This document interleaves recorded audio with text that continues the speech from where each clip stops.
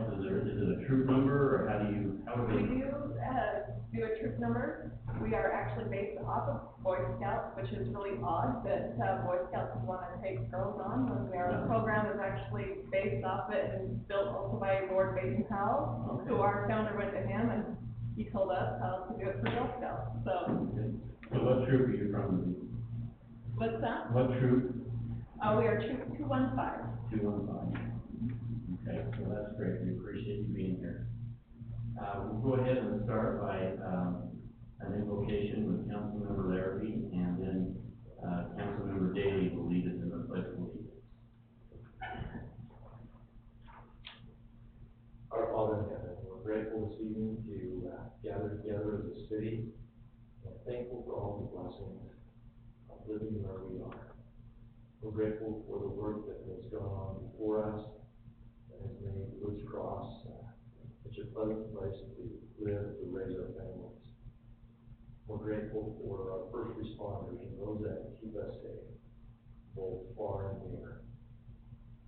We ask a particular blessing to be upon those who may stand in need of comfort at this time, and keep them in our thoughts and prayers. Bless us this evening with wisdom and with the ability to represent the citizens of our town, both fairly and equitably. And these things we say in the name of Jesus Christ. Amen. Jonathan, please arise and stand with me. I pledge allegiance to the flag of the United States of America and to the republic for which it stands, one nation under God, indivisible, with liberty and justice for all.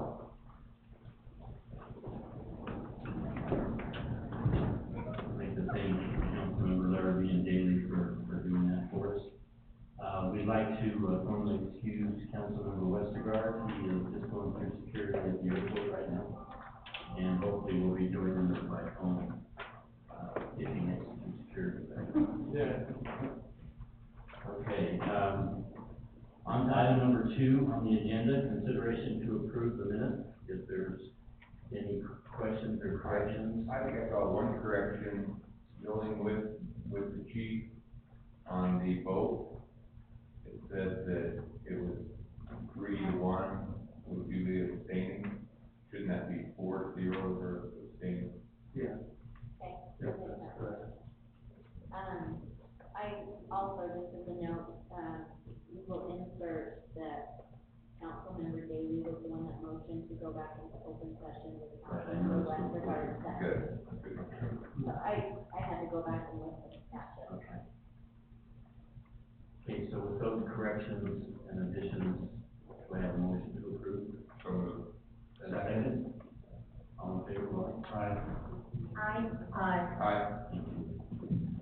Review of the financial report. Okay. Gary, you have that? Yeah, certainly do. It's a while to get it, but we've got it. This is the report for August 2018, 2 months into the new fiscal year. The first chart here shows our cash within the city. You can see it increased from 3.9 million up to about 4.9 million.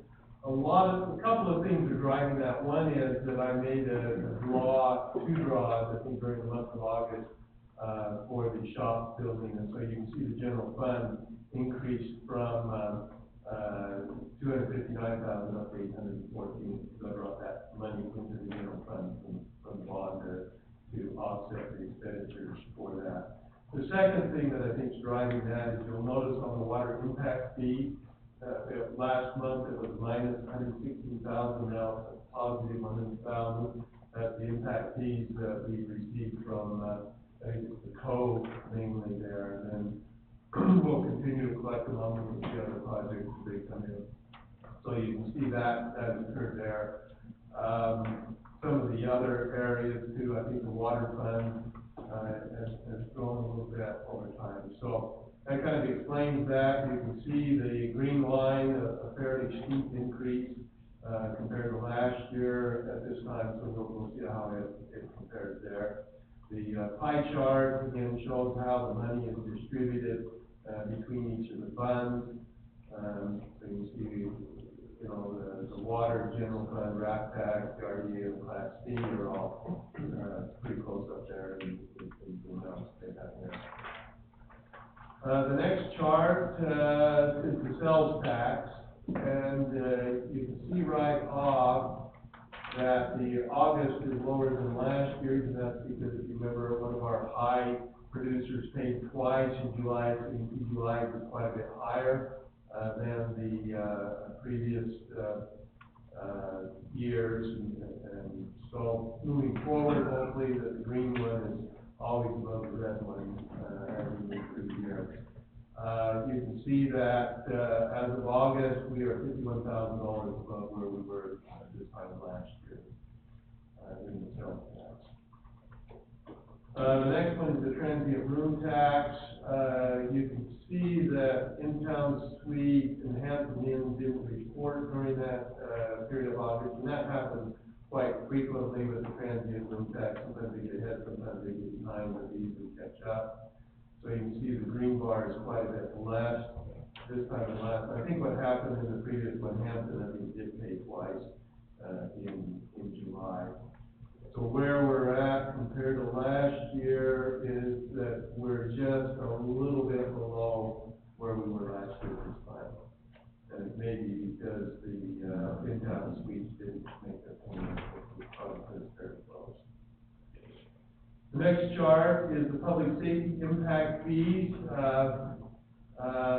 You can see the green bar is dwarfing everything else that, over the past 3 years. And again, it's because we've got, the development going on.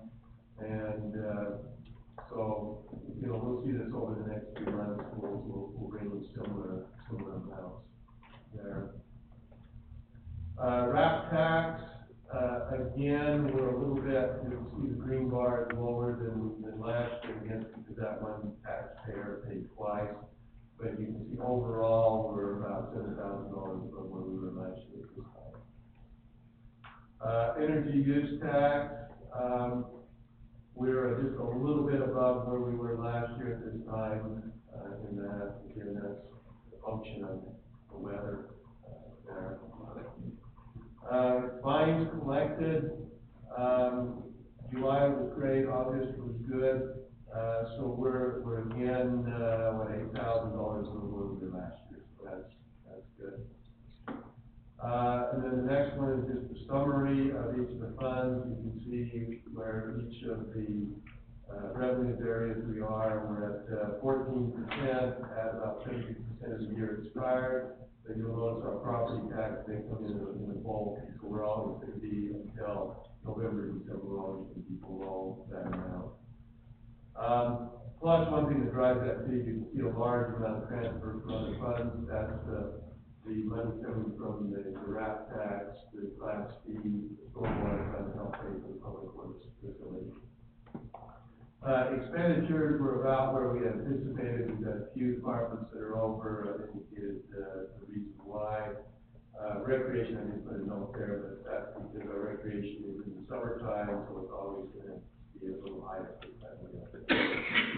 In the water fund, you can see overall our cash decrease is $175,000. So you can see we made a $330,000 principal payment the first of the year. So as we move through the year, that will get closer to about $250,000 increase that we budgeted. Water impact fee, for once, is showing an overage. For years, it's always showed a negative, but now it's in a positive position. Garbage fund is about where we anticipated it would be, so no concerns there. The rest of these are the minor funds. I really won't spend a lot of time with them. Nothing of a real concern.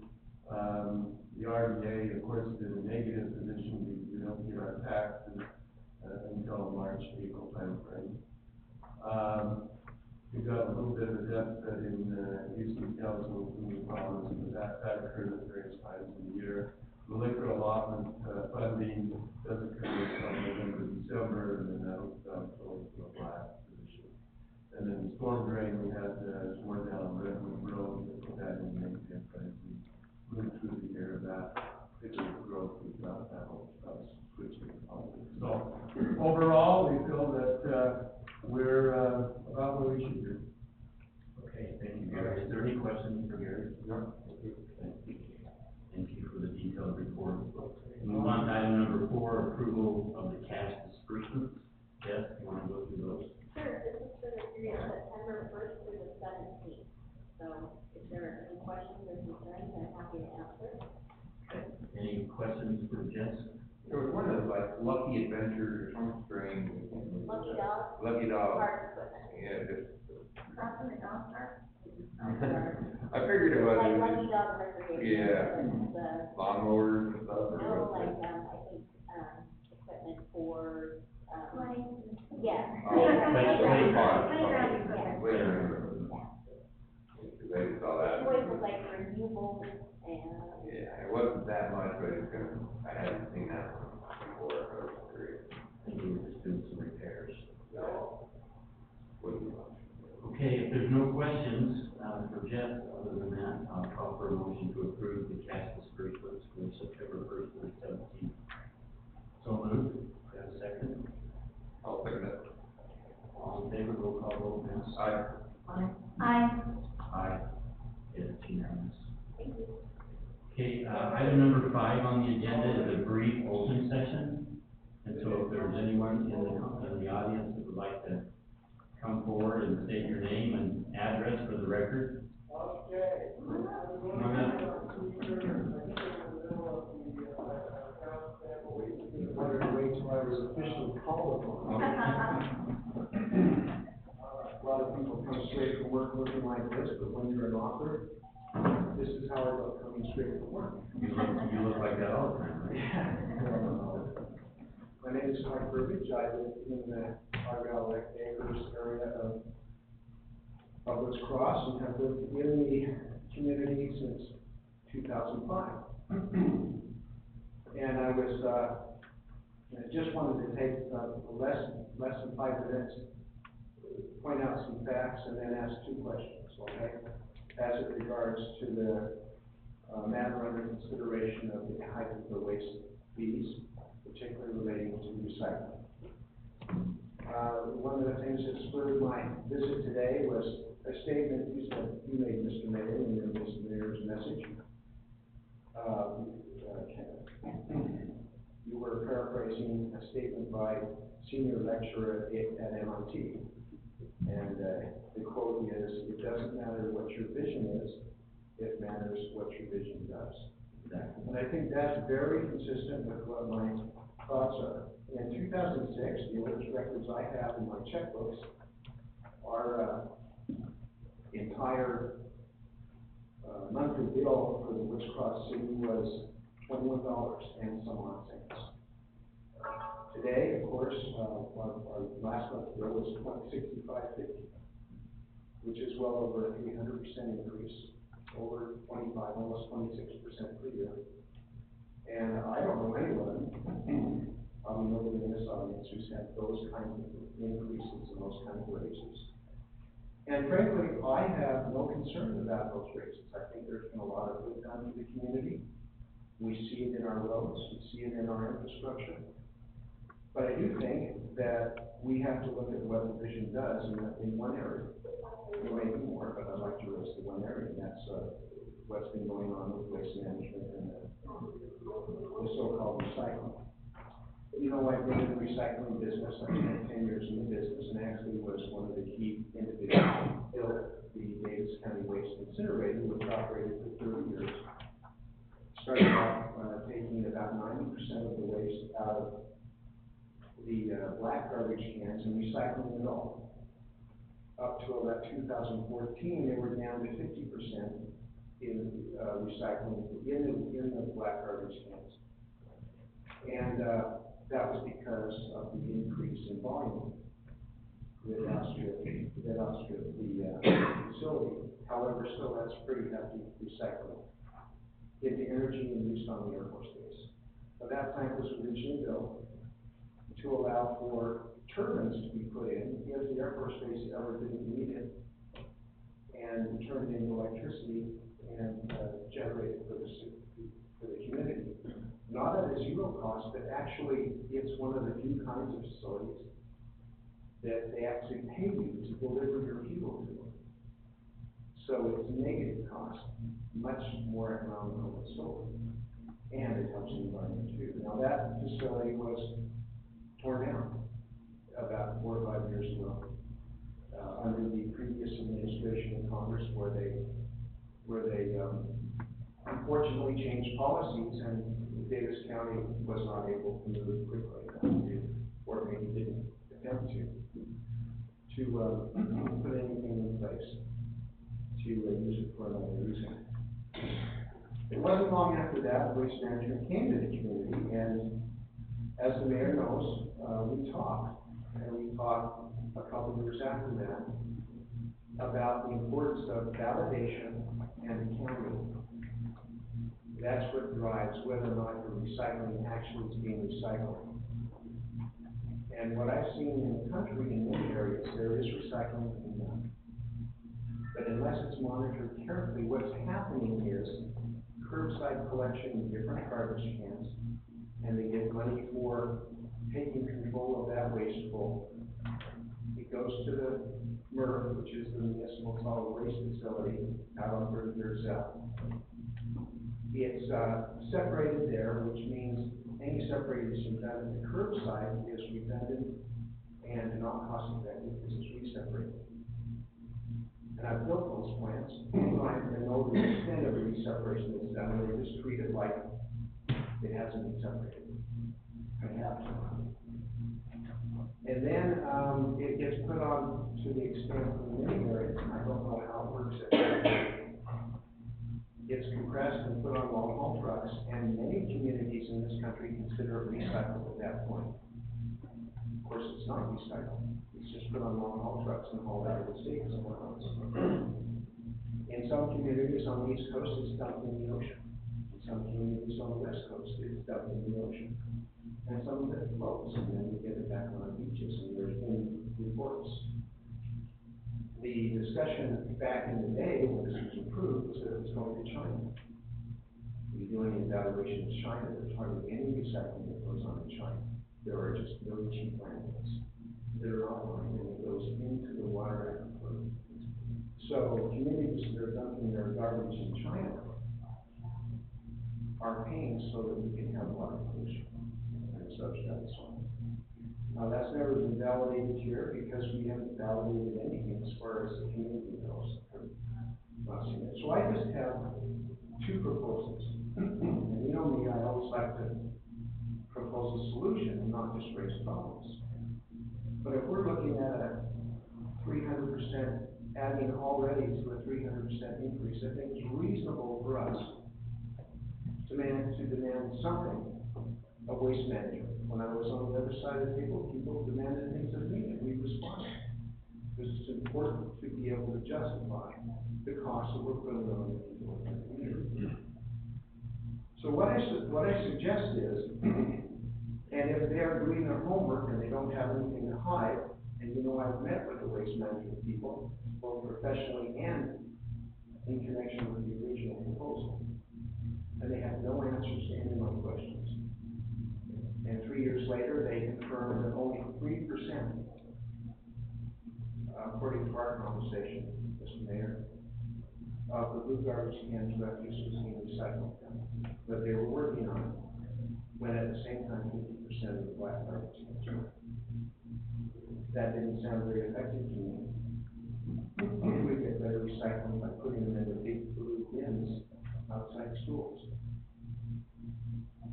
So I think it's appropriate, and I'll be brief at this point, to require an independent audit to be produced by Waste Management, demonstrating and validating what is happening to our waste and what percent of it is actually being recycled if we're going to keep paying for recycling and increasing those fees.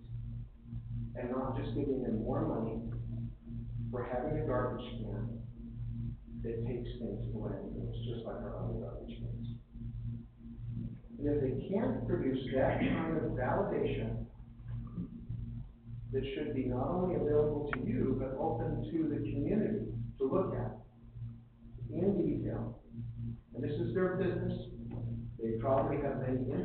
audits, but I'm sure they've had external audits done every year because they're a public company. And it should be available. And as a 3-time CFO, I know exactly what that means. So I don't think you're asking anything unreasonable. And you're being responsible for our community. But if that is not available, and we cannot validate and account for what we're paying, which now at $23.50, that's our entire garbage fee, now exceeds by about 10% the whole fee for the whole community back on India. I think we ought to be able to opt out as individuals, and I think we ought to be able to opt out as a city. And I think that any resistance to that tells us the answer to our questions that we're trying to ask. That we're not actually getting recycling. That this is something just to earn a little extra money and to take some of the waste stream away from other garbage producers. Run 2 sets of trucks through our neighborhood and pollute the air more than it otherwise would have been. And actually waste money because you're duplicating them. There are a whole host of issues here that are affected. Increased water pollution, increased air pollution, increased inefficiency and cost for duplication, and lack of responsibility on our part if we don't follow up. And get audited reports from independent auditors and validation. That's all I have to say. I know maybe some of these issues will be addressed by Gary when it comes up. I wanted to speak first so that he would have time to pull out of his notes anything that relates to that and anticipate this. So Clark, I appreciate your comments, and I wanted to wait until you were done so that I could answer some of those. And after our discussion, I did call our representative, Beth Holbrook, and she sent me all of the city stats that I have here on my phone. Great. Actually, the recycling diversion percentage is 12.75, not 2 or 3 like you indicated. Which is still woefully inadequate, but it's how long have they been doing it now? Well, here's the problem, and we spent a lot of time last week in our Utah League convention discussing this, but it's education, because most of the stuff that we put in our blue bins, and this is gonna be the subject of my mayor's message this week, is that if you have a concern, or if you don't know whether it should be thrown away or not, throw it away. Don't recycle it. Like contaminating everything else in the. Well, and that's the long-term problem with recycling. If you've been in the business for a long time, meeting the specifications of manufacturers for recycling is very difficult. For example, you cannot include the caps on bottles, even though they're plastic cans. You have to detach, the big liter bottles that have the heavier plastic bottles. You have to physically detach those, and you can't combine different kinds of plastic, like the plastic that comes wrapped around your. And that's what we're going to undertake as a city, is education, because that's what we learned in our meetings this last week with waste management, is that they don't want your recyclables put in plastic bags, glass bags. If you have your recyclables put in a trash bag and then throw it in your recycle bin, that bag has to go to the trash. And they separate all that out by the way they work. Well, and I understand that, but if it's in a plastic bag, if you put it in a trash bag and you put it in your blue can, that plastic bag goes right to the trash. It goes to the With all the content. Because the plastic ties up, and as you know, in the MERV, the plastic is the worst enemy to that source. The things that are easy to recycle are cardboard and clean paper with no ink. They have to de-ink the paper, which actually creates a toxin that didn't exist before, and it can't go to a regular landfill when they de-ink the paper, particularly if you put magazines in with you can throw away white type paper that hasn't been typed in all day, and cardboard boxes. That's the problem. Recycling has some real difficulties about being used on the other end. And so we have landfills all over this country where they deposit their glass and their paper and everything that's supposed to be recycled, hoping that at some future time, technology will get to the point where they can mine it. I suspect that's the case here. And they come back and they say, we're doing 12% because we can't get a clean enough stream. The problem is that technologists in labs can't get a clean enough stream. That's the problem. Well, And that, they, so let me just give you some of the stats, just so you know. okay, This is their report for Woods Cross City in the year 2017. This was given to me after our conversation last spring. So in 2017, Woods Cross residents, saved enough timber resources to produce 60,282,600 sheets of printing and copy paper, which is 4,865 mature trees. 2,085 cubic yards of landfill, 1,400,000 kilowatts of electricity, and avoided 1.59 metric tons of greenhouse gas emissions, and enough fresh water to meet the daily needs of 37,000 people. And so, and then we've got all the tonnage and everything by month that we recycle. So here's, just to put it in perspective, 1.4 megawatts, which is 1,400,000 kilowatts, is enough to power an office building. 135 homes is what they tell us. Not for the whole year, but for the. Well, it says annually for 135 homes. That's the report I I received. should build those. But here's the situation we're facing. And with everything that's going on in Washington DC and with China, with all the tariffs and everything, China has pushed back. Right. They've always had a 1% contamination rate, attached to whatever recycled materials that they send to China. And we have been constantly sending over 20% of our waste from the United States has been contamination. Which has generally gone into landfills. And that I don't know. I do know that some of the stuff that I received from China of my work has been recycled in plastics and. We all see some recycled items in the stores. Right. So the thing is now they're not accepting anything from the United States to China right now. Everything has to be handled here in the United States. And so they're making hardly anything off the recycled materials, from what they told us right now. And so now, in order to recycle, they have to divert that stuff to Arizona, into Colorado. There's a couple of places there where it takes recycled material. Right, and that's probably why they're raising the costs, because they take very, very limited kinds of material. Exactly. Whereas going to China, if you're dumping in the landfill, they take them. Exactly. Although the metals traditionally have gone to Taiwan, and they recycle metals. If you throw like a beam in your thing, you know that will probably get recycled because it'll go to Taiwan, but everything else, paper and stuff doesn't. So the challenge isn't that they can talk about that they've gone all the way up to 12%,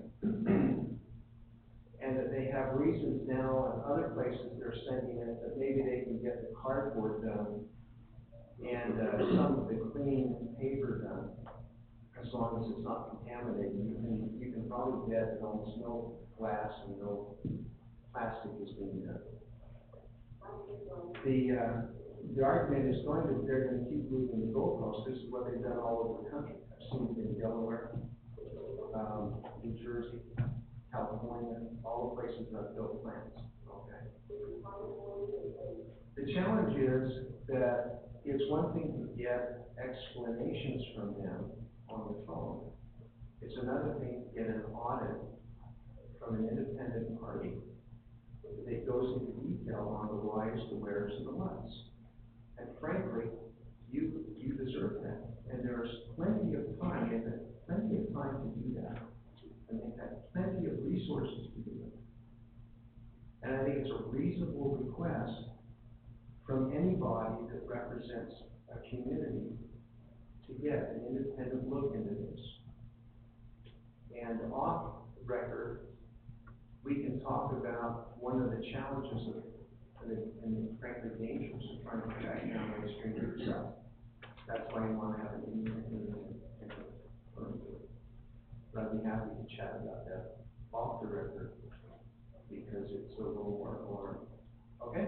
All right. I appreciate that, that's enlightening to me. It's nice to see that we've improved a little bit. So for our 300% increase, we've increased some recycling, that's okay. And Thanks for your time. I did speak to the other trash provider at the conference, and she told me everyone's rates are increasing. So I just told her, our waste management increasing our recycling, can you beat that? And she said, our rates are the exact same as theirs, we've had to raise it for the same reason. And that's the way to look at this. Yeah, Don't pay Make them sure. extra for recycling if it's not really happening. yeah, so it is If happening. they're just another waste provider, then pay them the same as the other waste providers, because there's nothing special being done. But then you have to ask yourself, do we want twice the number of trucks running through our neighborhood? I don't know. That's Well, a one huge thing question. that we like about waste management is most of their trucks are done with propane, so, rather than diesel, like we've had in the past. So the emissions are still there, you can't see them as well, so they're No, yeah, running. I totally understand, if we all drive on the freeway, we still have emergency. Anyway, so that's our thoughts on the subject. Right now, I'm available for any questions if you wanna. So just to clarify a couple of things you brought up, there is an opt-out option, right, on these folks. Well, if they can opt out, They still pay it, right? There's an opt-out for individuals, but they still have to pay the fee. If they want the food cans to go away, they can go away. But So- our fee is based on a total fee, we don't have separate recycling. So just for the community's information, can we opt out of the blue garbage can and get an extra black garbage can? Yeah, At the same fee? No. no, No, we count that as a double. So, They have to pay for okay, that. and that tells you something about waste management. That they're in it for the fee from the garbage can, not for, as you say, Well, whether or not the vision works. so, and as COG, one of our main goals is to lengthen the length of, or extend the length of our landfill as long as we can. Because believe me, when we have to start hauling it out past Twilla or out past Tremont, our fees are gonna be double what they are right now. Because time and fuel is an indicator of what it costs. I think the community is owed that explanation. Yeah. Because it's not really about recycling, as far as I can tell, it's about long-term reduction of costs. And if we're extending landfill life and using long-haul trucks out of the MRF, which is much cheaper, then there's a financial reason to do that. Right. But let's not pretend like there's curbside separation that matters, and let's not pretend like there's recycling that matters. That's my point. Okay, thank you. There, Brian's doing this, you know, he's still with us. Well, is Ryan still there? I'm here. Yeah, right there. Okay, you're there. You're on loudspeaker, be careful what you say. You might wanna put it on mute while you're not talking, because we hear all the airline. We can hear the loading and unloading for the white zone only. Hey, Gary, my computer's frozen again. Did it? Yes. And my monitor's dying. I think I might have over. Yeah. I'll move over. Sorry to interrupt. So Don, you wanna state your name for the record? I echo a lot of what is left in there, in my opinion. You know, There, I'll just get a little closer. There you go. on Memorial Weekend, or excuse me, Labor Day weekend, our garbage truck came through on our garbage day is Thursday, generally. It came through on Thursday.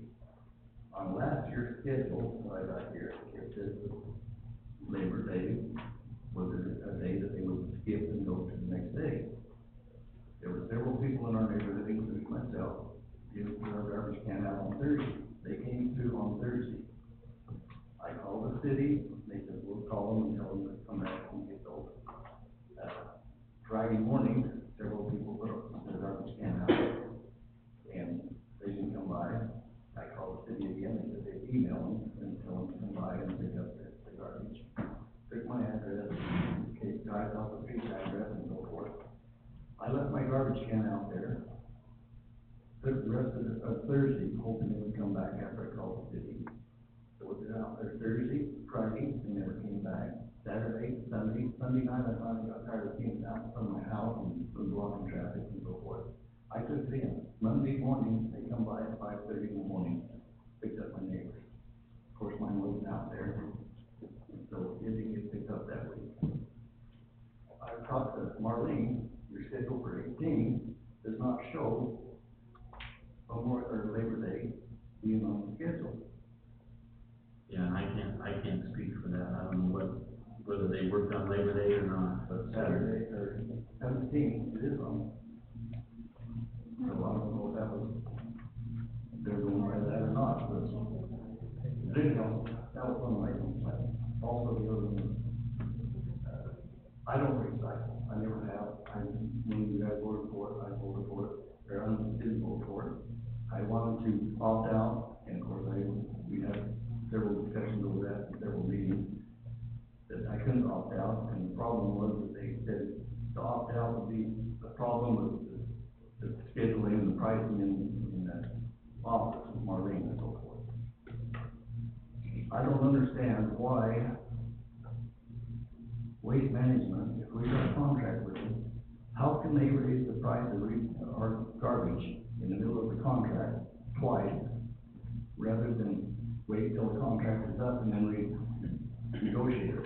If you go buy a car, you don't need to go the price of the gimmick you're paying on the car in the middle of your contract. How can they go ahead and go past our contract? in the contract, there's provisions made for escalators based, if there's fuel cost changes or cost of transportation changes, all that kind of stuff. There's provisions in the contract that allow them to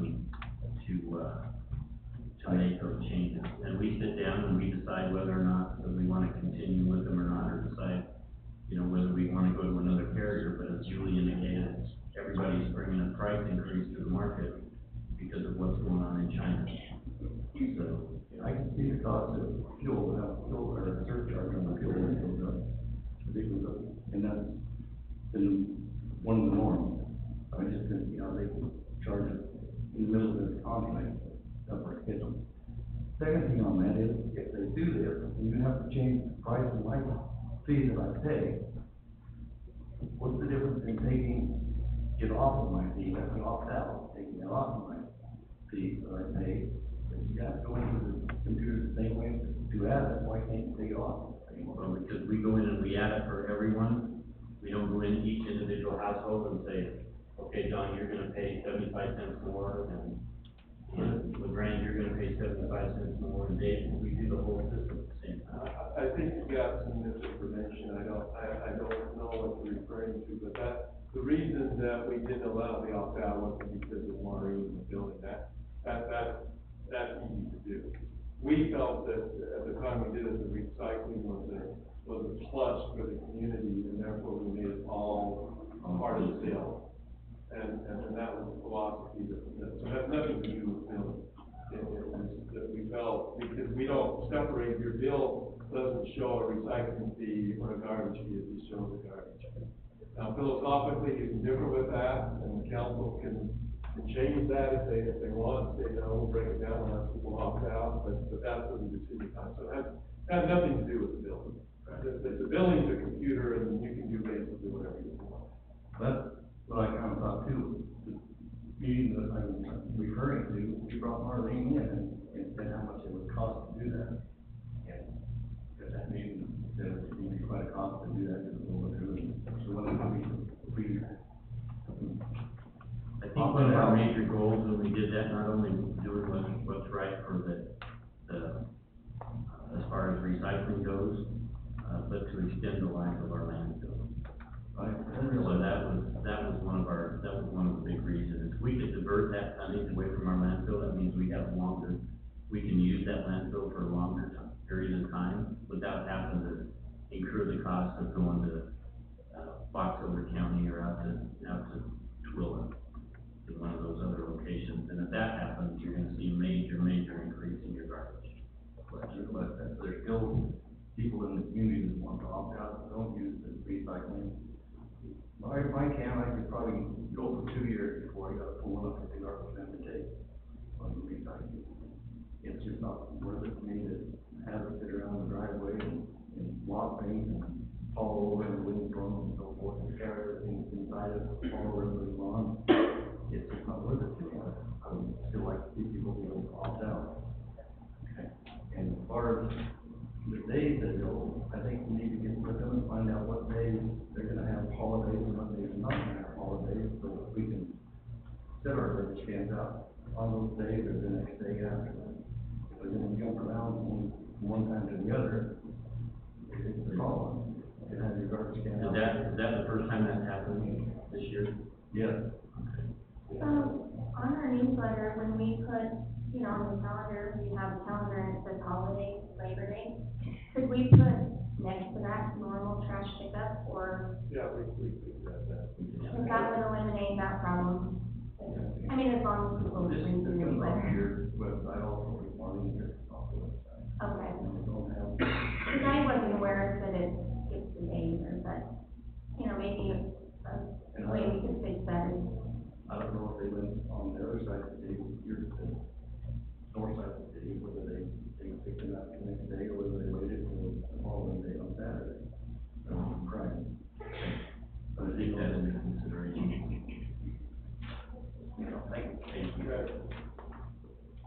Anyone else? I'm Mike McKee, I live on 875 West. I just wanted to speak briefly about, the last session where, we dealt with the whole chief of police thing. I was very, concerned and disappointed about how he was treated, but you made your decision. But I was really disappointed and alarmed by how we were treated. We got cut off from speaking on his behalf. And I don't know if that's legal, but it's certainly appropriate, especially since we were told in the agenda, this wasn't a criminal prosecution, he didn't break the law. This wasn't civil. This was, according to what it says, to discuss the character, professional competence, or physical or mental health of an individual. The people that were here were talking about his competence, his character, his integrity, his ability to do his job, and they were told, we don't need to hear this anymore. Literally, We were not told, we did not hear this. you said, No, I did we don't not. need to hear about what a great guy is. I know he's a great guy, and you went on about what a great guy he was. But you literally said, we've heard, we don't need to hear any more about that, because I know he's a great guy. And we were cut off. So here's Now, the dilemma. We could have had 50 people get up and speak on his behalf that night. I just want you to know that we got out of city council meeting at 1:30 that I know, I was out there We waiting. were waiting out there, I know. And so, I thought that those that spoke represented the chief very well, and spoke in his behalf very well. And so, I don't know what anybody else could have added to what had already been said. And I apologize if you felt like you got cut off, I but, felt like we all did. And the point is, the way it appeared to me, but looking at everyone's body language, the decision was made already. That's what it looked like. And it looked like, let's get this over with so we can go. so You- did that really come across to you at 1:30 in the morning that we wanted to get this over with? and No, go it home? came across to me when we were kicked out. And if it was a But it was closed session. open session, it was closed session. Right, You had to closed leave. session, and there were other people besides the city council in that closed session. No, there wasn't. Well, wasn't Gary there? He's the administrator, Okay, and I guess. and our attorney was there as well. Okay. And so they were privileged to the information that we discussed in closed Well, session. what I saw from where I was sitting in body language was, Gary was displaying open contempt for the chief. it wasn't even trying to hide it. And that was really alarming to me, that you could sit there, and I know as people that are responsible to the voters, you guys would never do that. Even if you hated the guy's guts, you would at least be civil. But you wouldn't sit there and show an open contempt for someone, and then be allowed to be involved in the session. Let me just explain something to you. That was the hardest day of my life. I believe you. Because the chief, I love our chief. I believe He that. was an excellent chief, he did, and there's things that we had to discuss in closed session that hopefully never comes out, okay? Because none of us need to think less of Chief Butler, because he did a fantastic job for the city. And that's all I'm gonna say.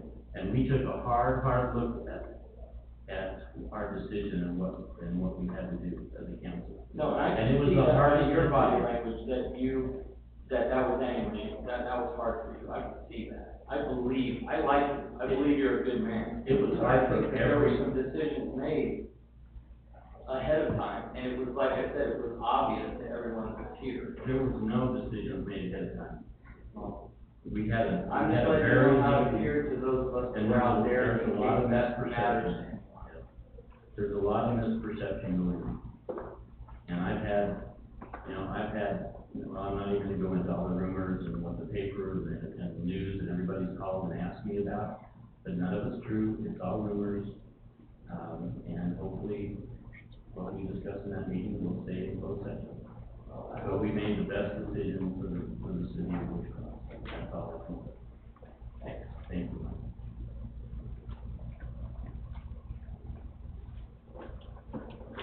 Anyone else like to come forward in open session?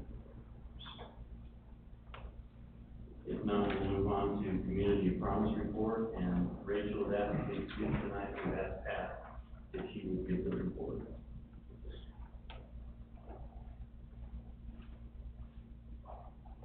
Mayor, council members, thank you. Rachel had a conflict tonight, so she asked me to step forward, and I'm happy to do that for her.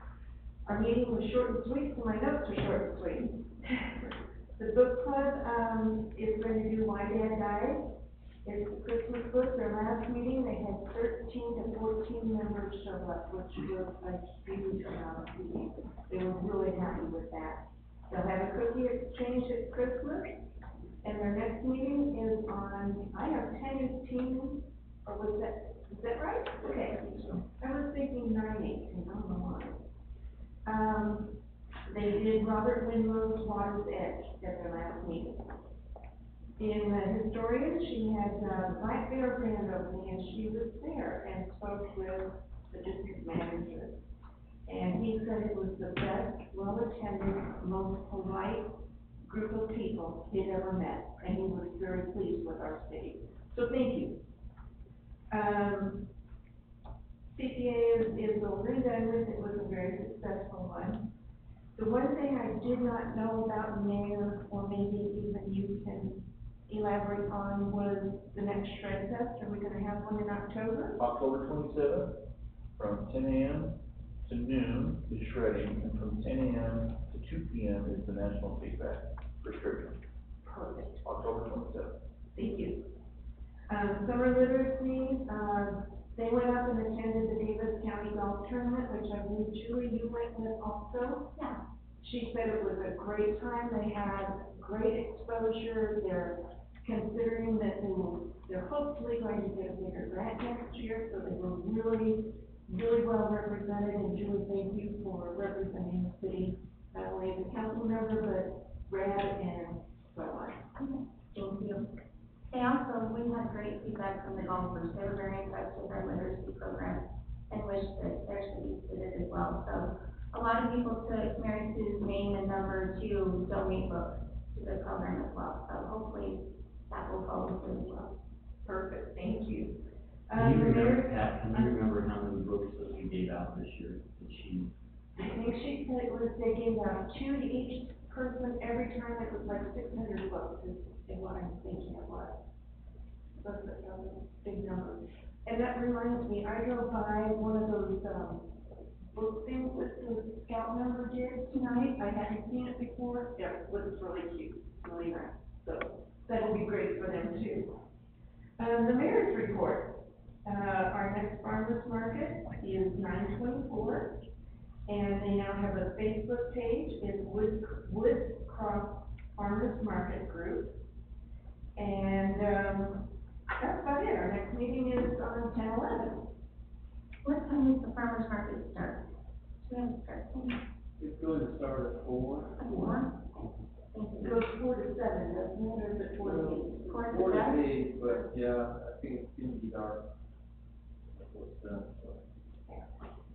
And I noticed on the Facebook page that, you know, anybody that wants to come and sell their wares, just please let them know and get with the city and pay their fees and come out and, you know, we'll all celebrate. Thank you, Pat. Thanks, Appreciate Pat. you. Okay, item number 7, Adam.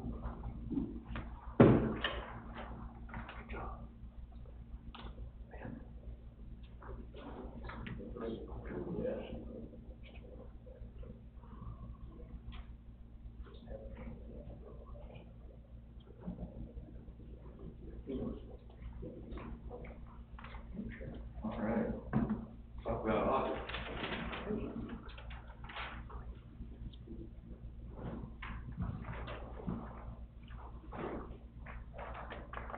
So I do have one change that, is different than the copy you guys got, and that's just because I had some additional canine stuff come in late.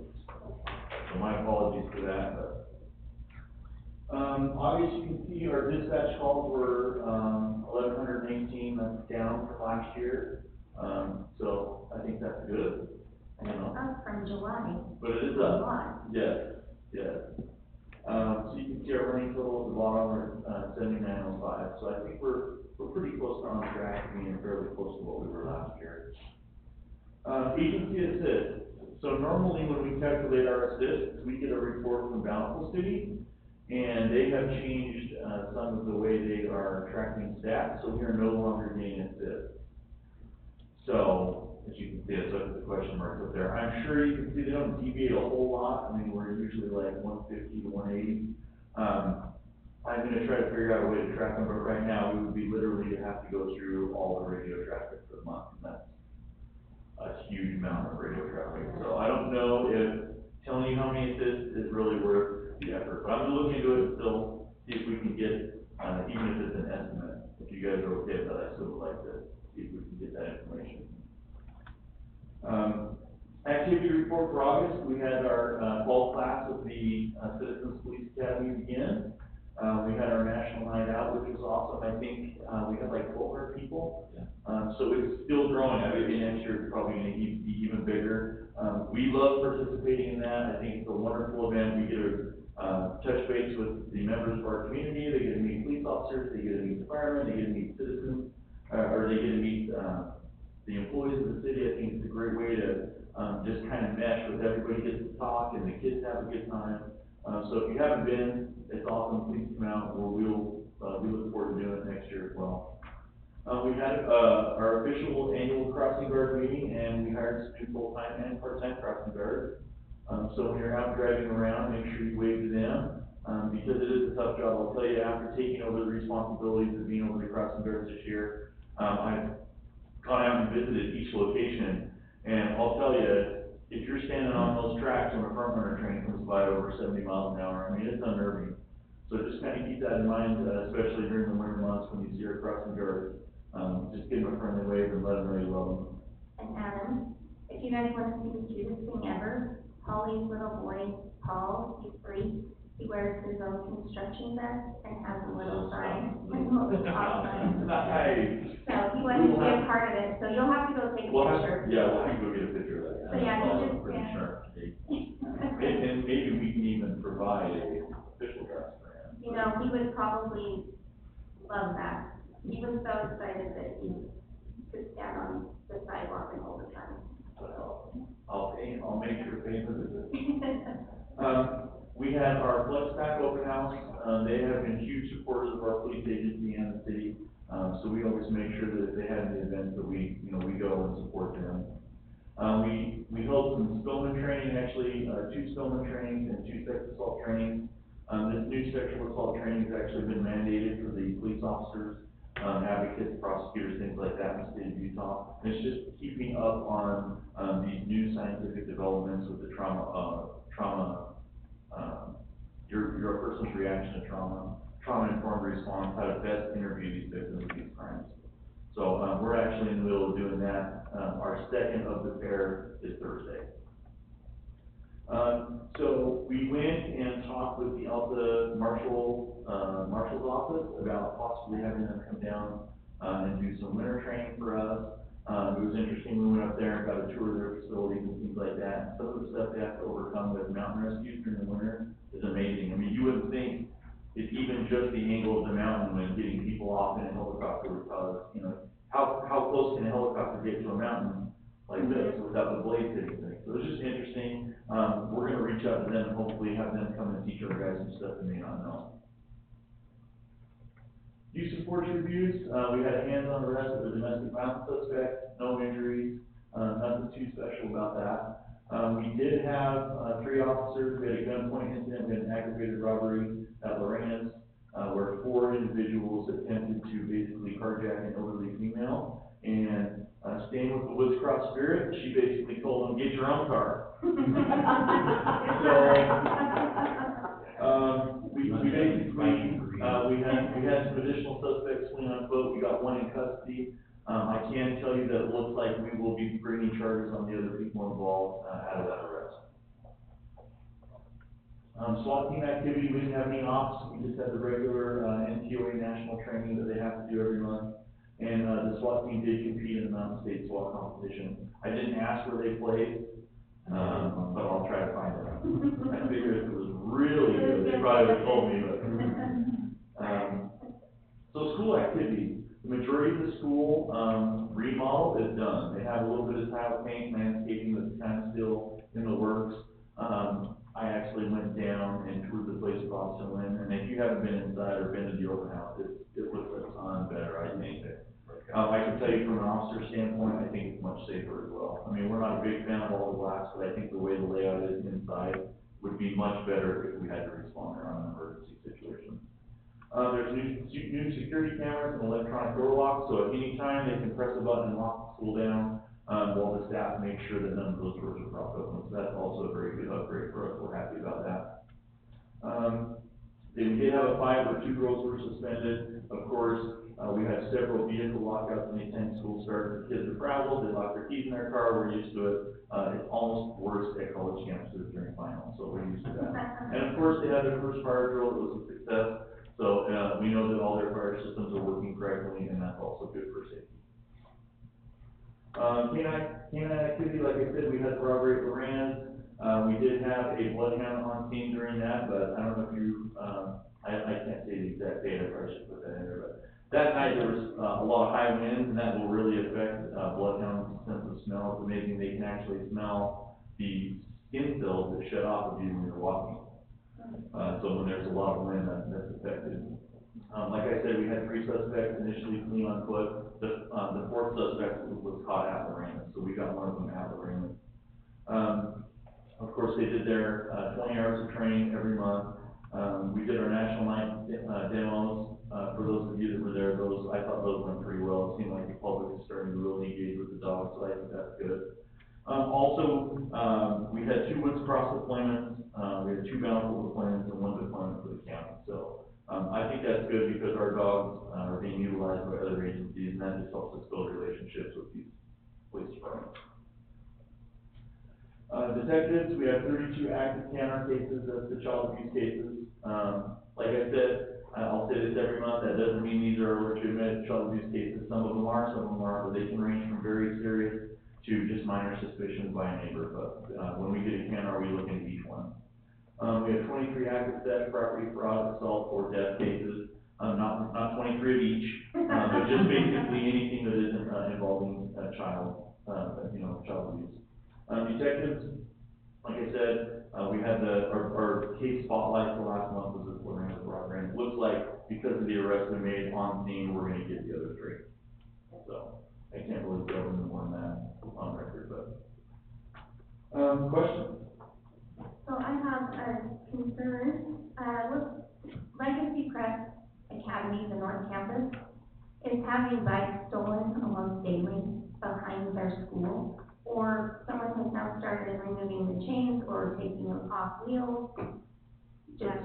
And slashing the tires, like, there's some major problems. So Okay. I was wondering if we could send someone over there. Absolutely, what I'll do is I'll let our patrol guys know to keep an eye on the school during the day, and I'll let our detectives know to make contact with the school staff. So if there's, I mean, if there's cases that we need to be investigating, we'll look into it. Okay, yeah, and they can access, it's kind of confusing, it looks like you can only drive in front of the school, but if you go on the north side, you can drive behind, and that's where the bikes are. Okay. There's no cameras back there, I guess that's cameras in the front, but not in the back, so Okay. maybe give the staff some ideas on, you know, some security or maybe the bike racks in front of the school, something like that. Okay, yeah, I'll make sure we contact them. Do that. I know a lot of parents would be grateful, so if you start having random bikes show up, then We know where they're it coming might from. be from Legacy. Okay, that's good to know. Thank you. Talk to them about adding another security camera on that side of the building. I haven't talked to them at all, I've just seen the parent comments on the Facebook group page. But it's happening. Every day someone posts about their kid's bike, either with, you know, We can, mess with or maybe when you stolen. get with me later and Yeah. you can show me, cause Yeah, absolutely. I'm still learning the social media aspect, but I would like to know before. And we can get you added to that page as well, so that you can see what's going on. Okay. But they have a,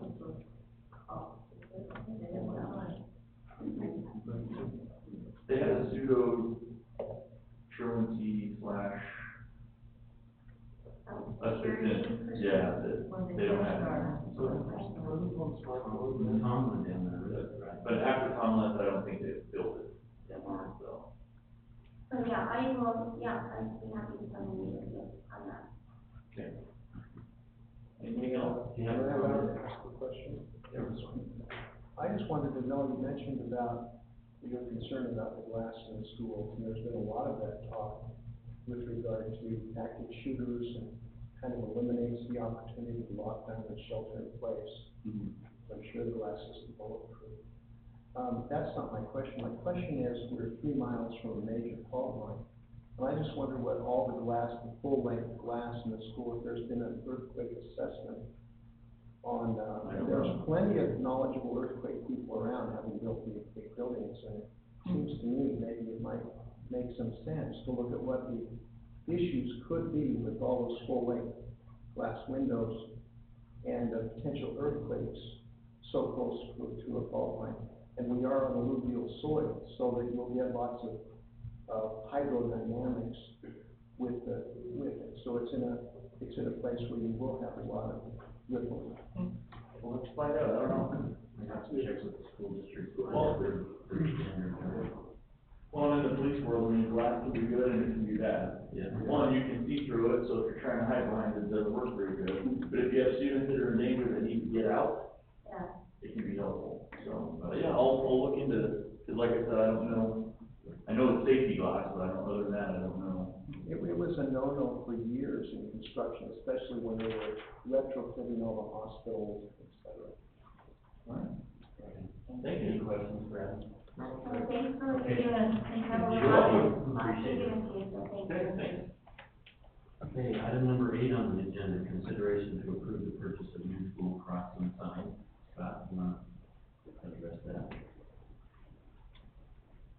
So this is a follow-up from a previous meeting, where we kind of tabled up for 2 weeks and found a website or talked to an individual company, or a nationwide company, they're outside of Colorado. She sent us some information. Jerry scheduled a meeting with the rep that come in from Colorado, and I sat in with them and asked them a variety of number of questions. Bottom line is there is a capability of having battery backup in these. The price reflects that, the adjusted price that Gary gave reflects that. And based on that, I'm still pursuing electricians. I've got a phone call into their office, talked to the on-site electrician at our facility, and he says, I believe there's a way to do it, we just have to take a look at it, but that's all I pursued it in-house. And so, I guess it's a decision if you wanna work through it and see if we can retrofit ours. We asked them if we could take a wider battery option and install it in ours, and the technician that was on the phone from Texas, they're going around here locally, was on the phone with Texas. He says, I don't think so, we could, we have wiring diagrams, and on and on and on. We know So, what, we want- chemistry batteries, what, are they lithium ion, or are they? They don't say. They. And so, I would still like to try to see if we can do something in-house and get an electrician to look at our lights. To see if that's possible. And see if we can adapt. If we could do it for a couple of, $500 a piece, to take that amount. And so, that's what I would like to do. If we can't, then, the next option is to move forward. So we only have 6, is that correct? For school crossing zone sites. Is it possible to add the tattletale light also? The tattletale light is a very simple item on our system. Okay, because I do like that idea also. And maybe that's the first step we do, is we add the tattletale and then use an officer or someone in the backup for the light, if it's out. Because that's what you're saying, is the tattletale would at least notify you, right? Yeah, but If you're paying attention to it. I prefer to have the battery backup, because once you're out there crossing kids, you're not paying attention to your light. And so maybe the tattletale's not even worried about it. So it's nice to have, and then if people start speeding up, you can look and see if your lights are on, or, to make sure, when we turn them off, then we don't have to go around and look at them, but, I think the battery is a better protection for the city. And I don't know if you read the statement there that talks of a master and slave. That's not been, and we didn't even discuss the pricing, because it sounded like it would be some good cost, so we didn't discuss that. So you still have to go each light, and like this one here. Yeah, to turn them on, Yeah, yeah, that's fine, yeah, and 400 or 500 feet. yeah, it's not bad. So that's what I prefer, is if we can still look into the, battery option and add to what we already have. But if it's not feasible, then we can pursue it. I just know that I'm working with 2 electricians, and they're both so swamped right now. So that's what's taking so long to respond. Yeah, contractors are just so swamped right now. Well, tell the ones at the city shop to take a stop on the way home. Well, that's the one I've been visiting with, and, he's still moving. So, On his way to lunch. yeah, they need to come out and look at the internal components, what we have, and see what can be done. All right. No, I'm fine with that, just as long as we're moving forward on it. Yeah, I kind of backed off of it after the last time, kind of the direction was this table through. Well, because we didn't know Pick there up was an on option, screen. so, yeah.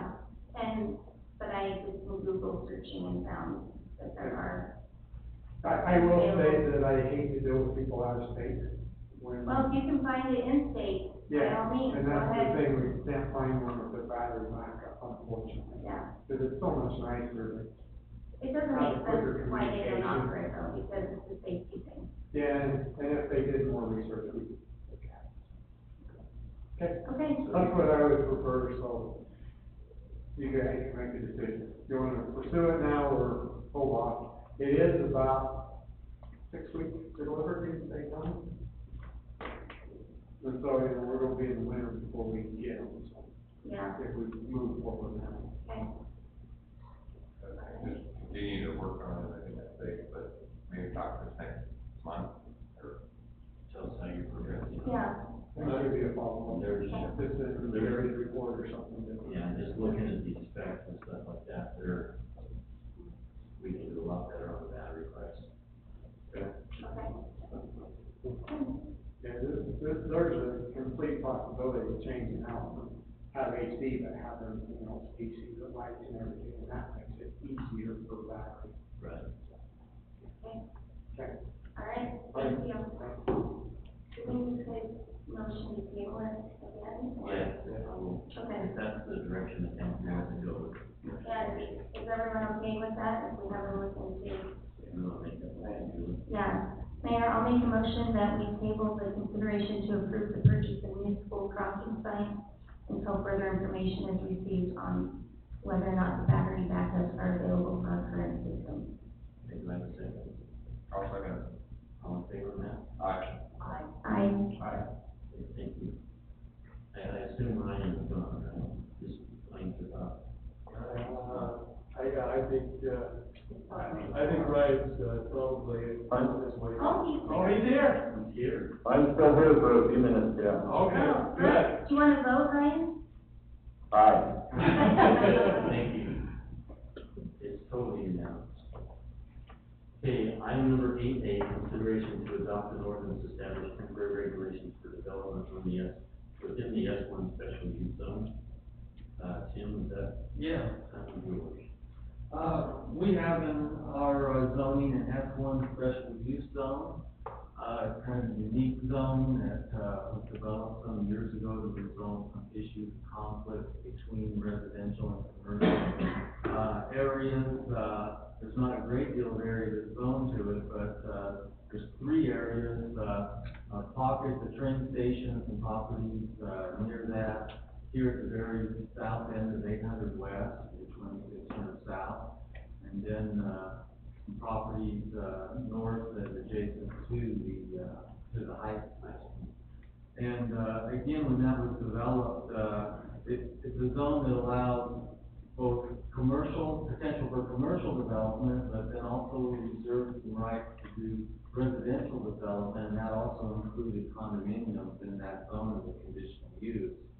Our concern is that the density for condominiums is not specified, in the S1 zone, and of course, we don't wanna wind up in a situation like we were recently, with that.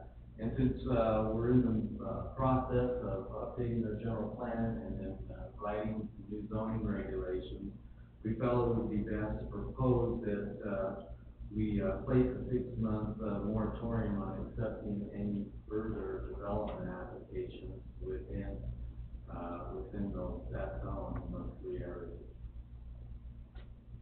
Have we had any developers show interest in those areas? We have, in fact, recently we have approved some condominiums, down next to the Hampton Inn, and then most recently, the planning commission approved a conditional use permit, for, 20 townhomes north of the seminary there, north of the high school, that area, over there, so. How many did you say?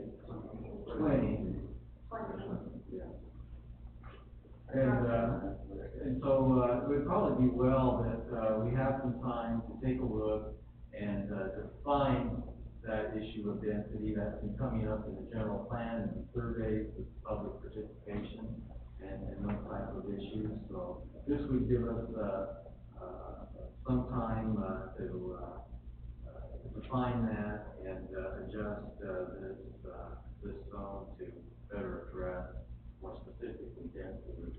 Then kind of leading it up to the planning commission and the zone just as well in general will use certain guidelines for other pieces of the ordinance. So it's very loosely, This is a good time as well, the fact that we're just trying to complete our general plan update. It really is to make this part of that, so. My question is 6 months long enough, because I know with the other one that we put on, that's since expired and we haven't gotten to update for the multi-use.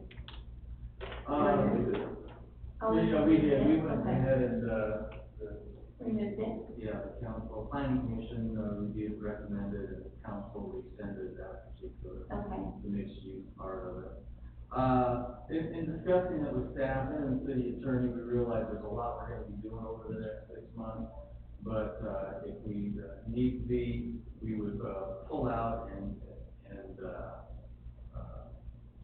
focus on this and take some action on it before 6 months would expire. 6 months is the maximum. Don't get it. That's state law, that's the maximum. So any other questions for Tim? Gary? Just, we have a moment, so for 2018, Just 5 days. or just 586? Yeah.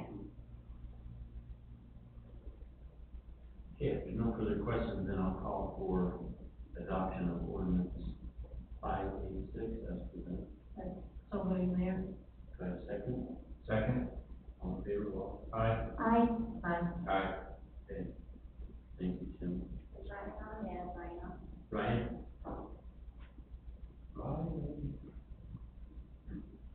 We'll count Ryan after.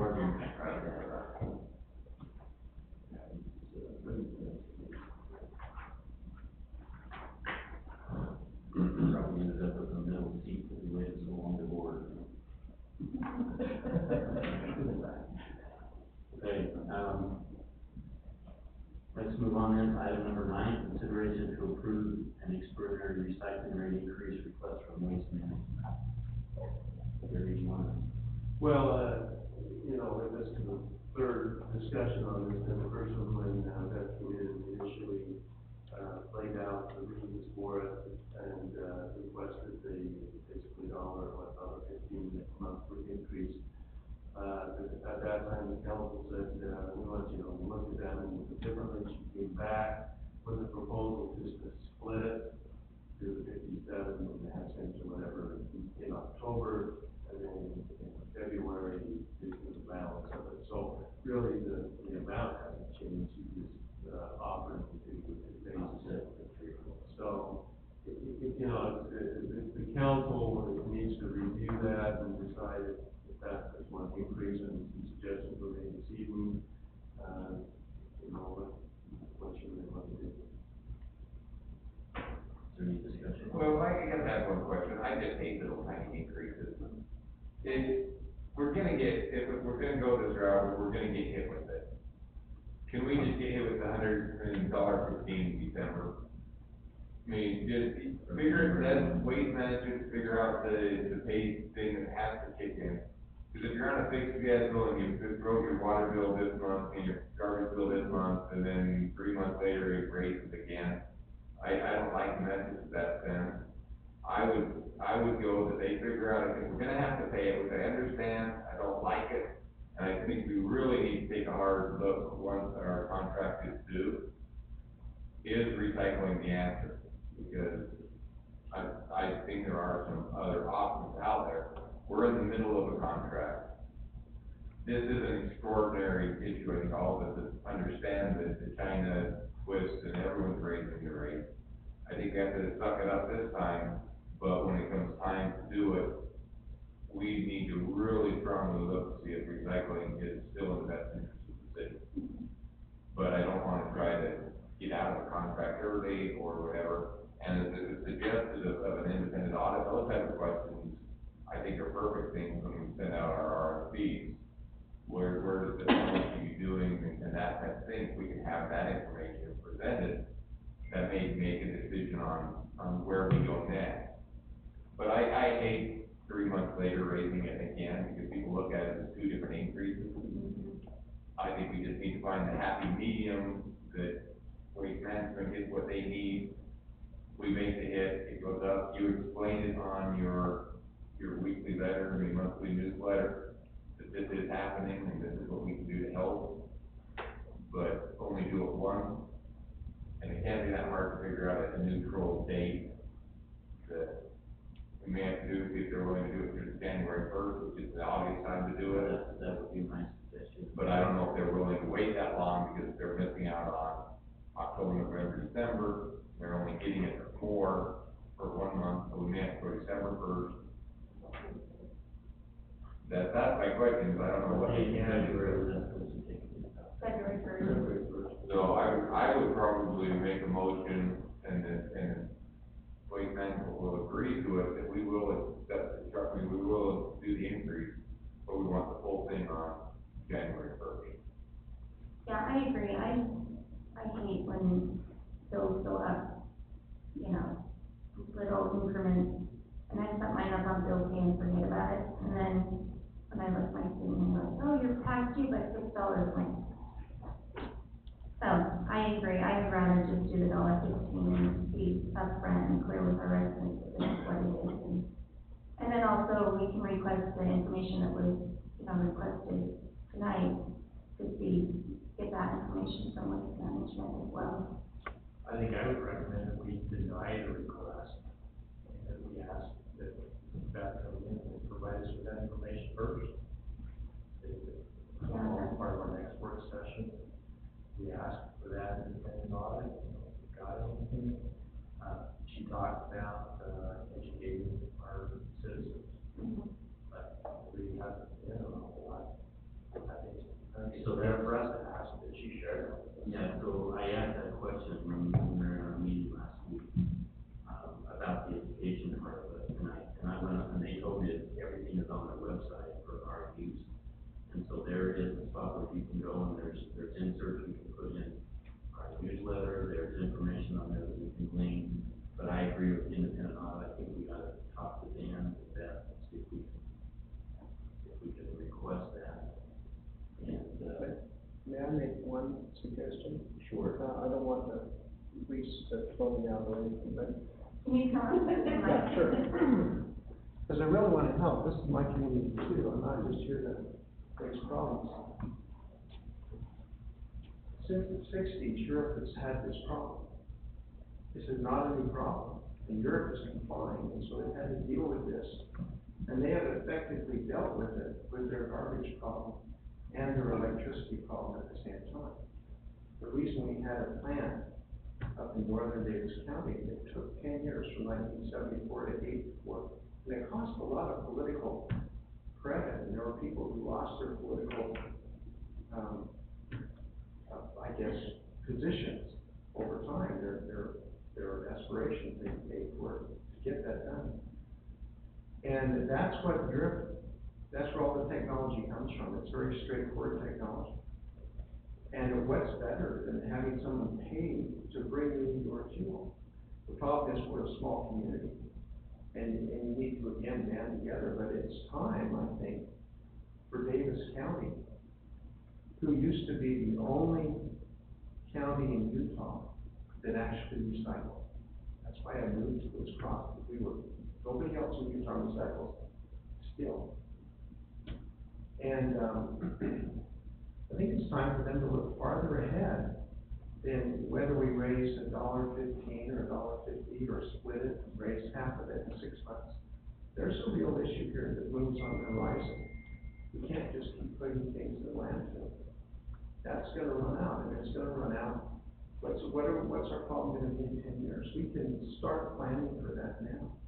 And there are some really good solutions. And so I encourage the council, and when you meet with the other councils, and it's a hard issue with lots of environmental issues, but it takes time, and it's time to start thinking about a long-term solution and how we can actually solve our electricity problem and our waste problem at the same time.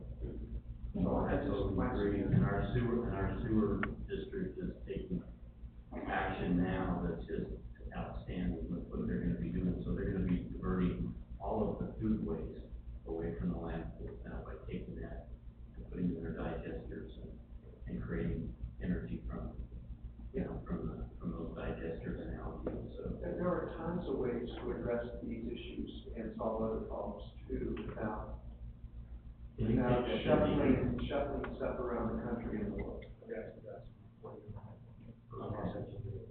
Okay, so Wally's gonna report on, he's on our committee, represents our city for Wasatch Waste Management. Okay, so Wasatch Integrated, I'm sorry. And again, I'd be happy to help. I'm not looking for any employment or any compensation. I live here and my compensation is that we have a better community. Okay. Thank you. Thank you. I appreciate it. Mayor, if I could chime in here, I think that I do agree with, Matt, that we should, and I like the general idea, and I always like to see an independent audit of any performance, and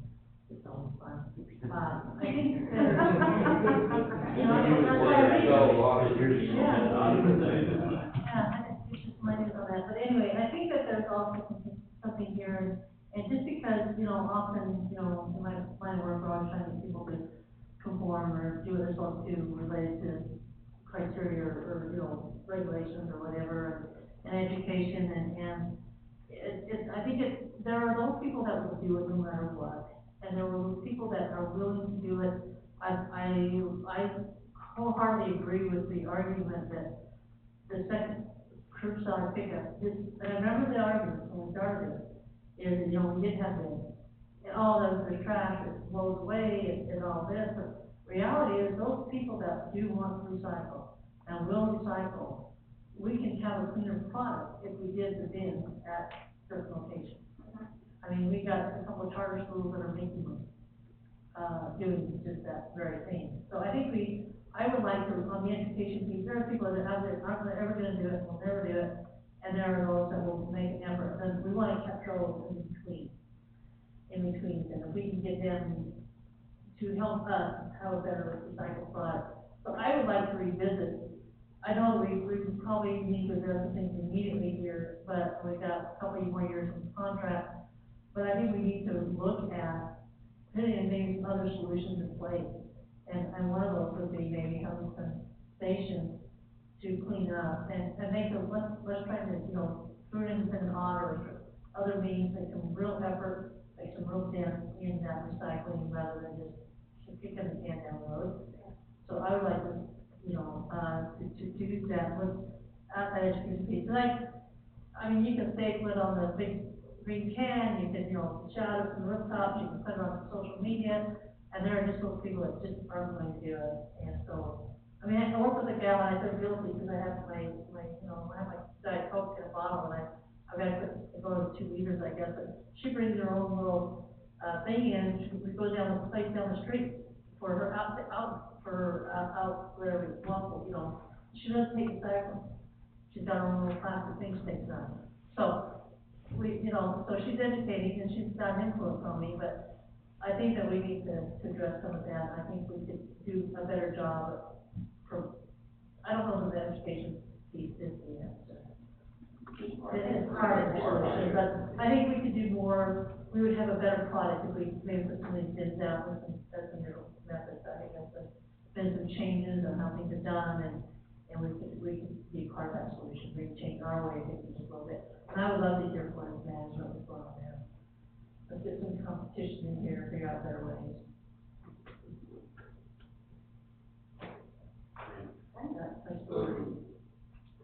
We're always getting this projection right now, I'm not sure. I mean, is this kind of, where do we stand? What is, if we do say no, I mean, what right, I mean, what's, they gonna drop us all together? I mean, what's the, if we keep pushing waste management back, what is, I don't know, the legal issue? I mean, I understand why they're saying they need more money, and I can understand that. And it seems like last 2 weeks ago, we were pretty unanimous that, yeah, we probably need to go that way. I'm kind of curious, Wally, what do we go back to them on and say, we don't want to do it just because, or what grounds can we say, we're not doing it because you're not doing this? What grounds do we have? Well, I think there's as far as the contract goes, I'm not familiar with the terms of the contract. If we decide against this, they probably don't have the recourse to it. No, unless they can show that because of the extraordinary financial issues that they're doing, that it damages them, then I think they can make the argument to us that they're being harmed, maybe they get out of the contract or whatever. I've never dealt with this before. So, you know, I think that there are some measures that they could take. I don't see them taking them. I think what they do is they come back and say, you know, we really need to discuss it. But what I hear you saying is that you want to get some more information from them. Is that correct? I think so. I think, you know, it's a belt tightening.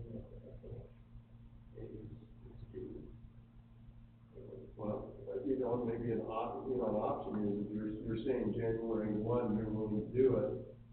But maybe you say, before we do it, we want some more information, and that gives them, October, November, December, to come back and have that discussion.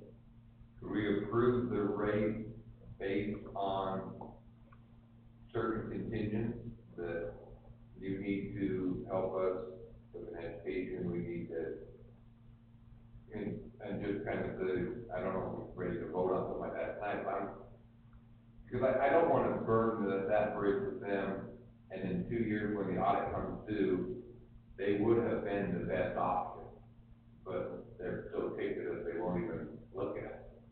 And I don't want to burn that bridge, but I kind of like the idea of saying, okay, yeah, we'll go along with it, but you need to give us this back. So I think we've had Beth here twice.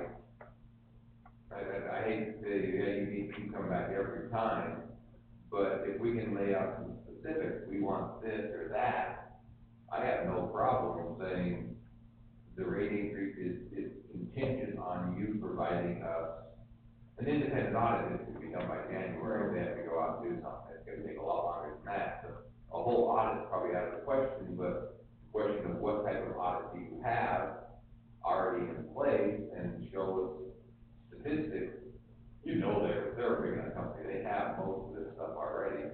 Well, they get weighed in and out every time the truck goes in, and we pay a fee of a dumping fee or whatever. A tipping fee.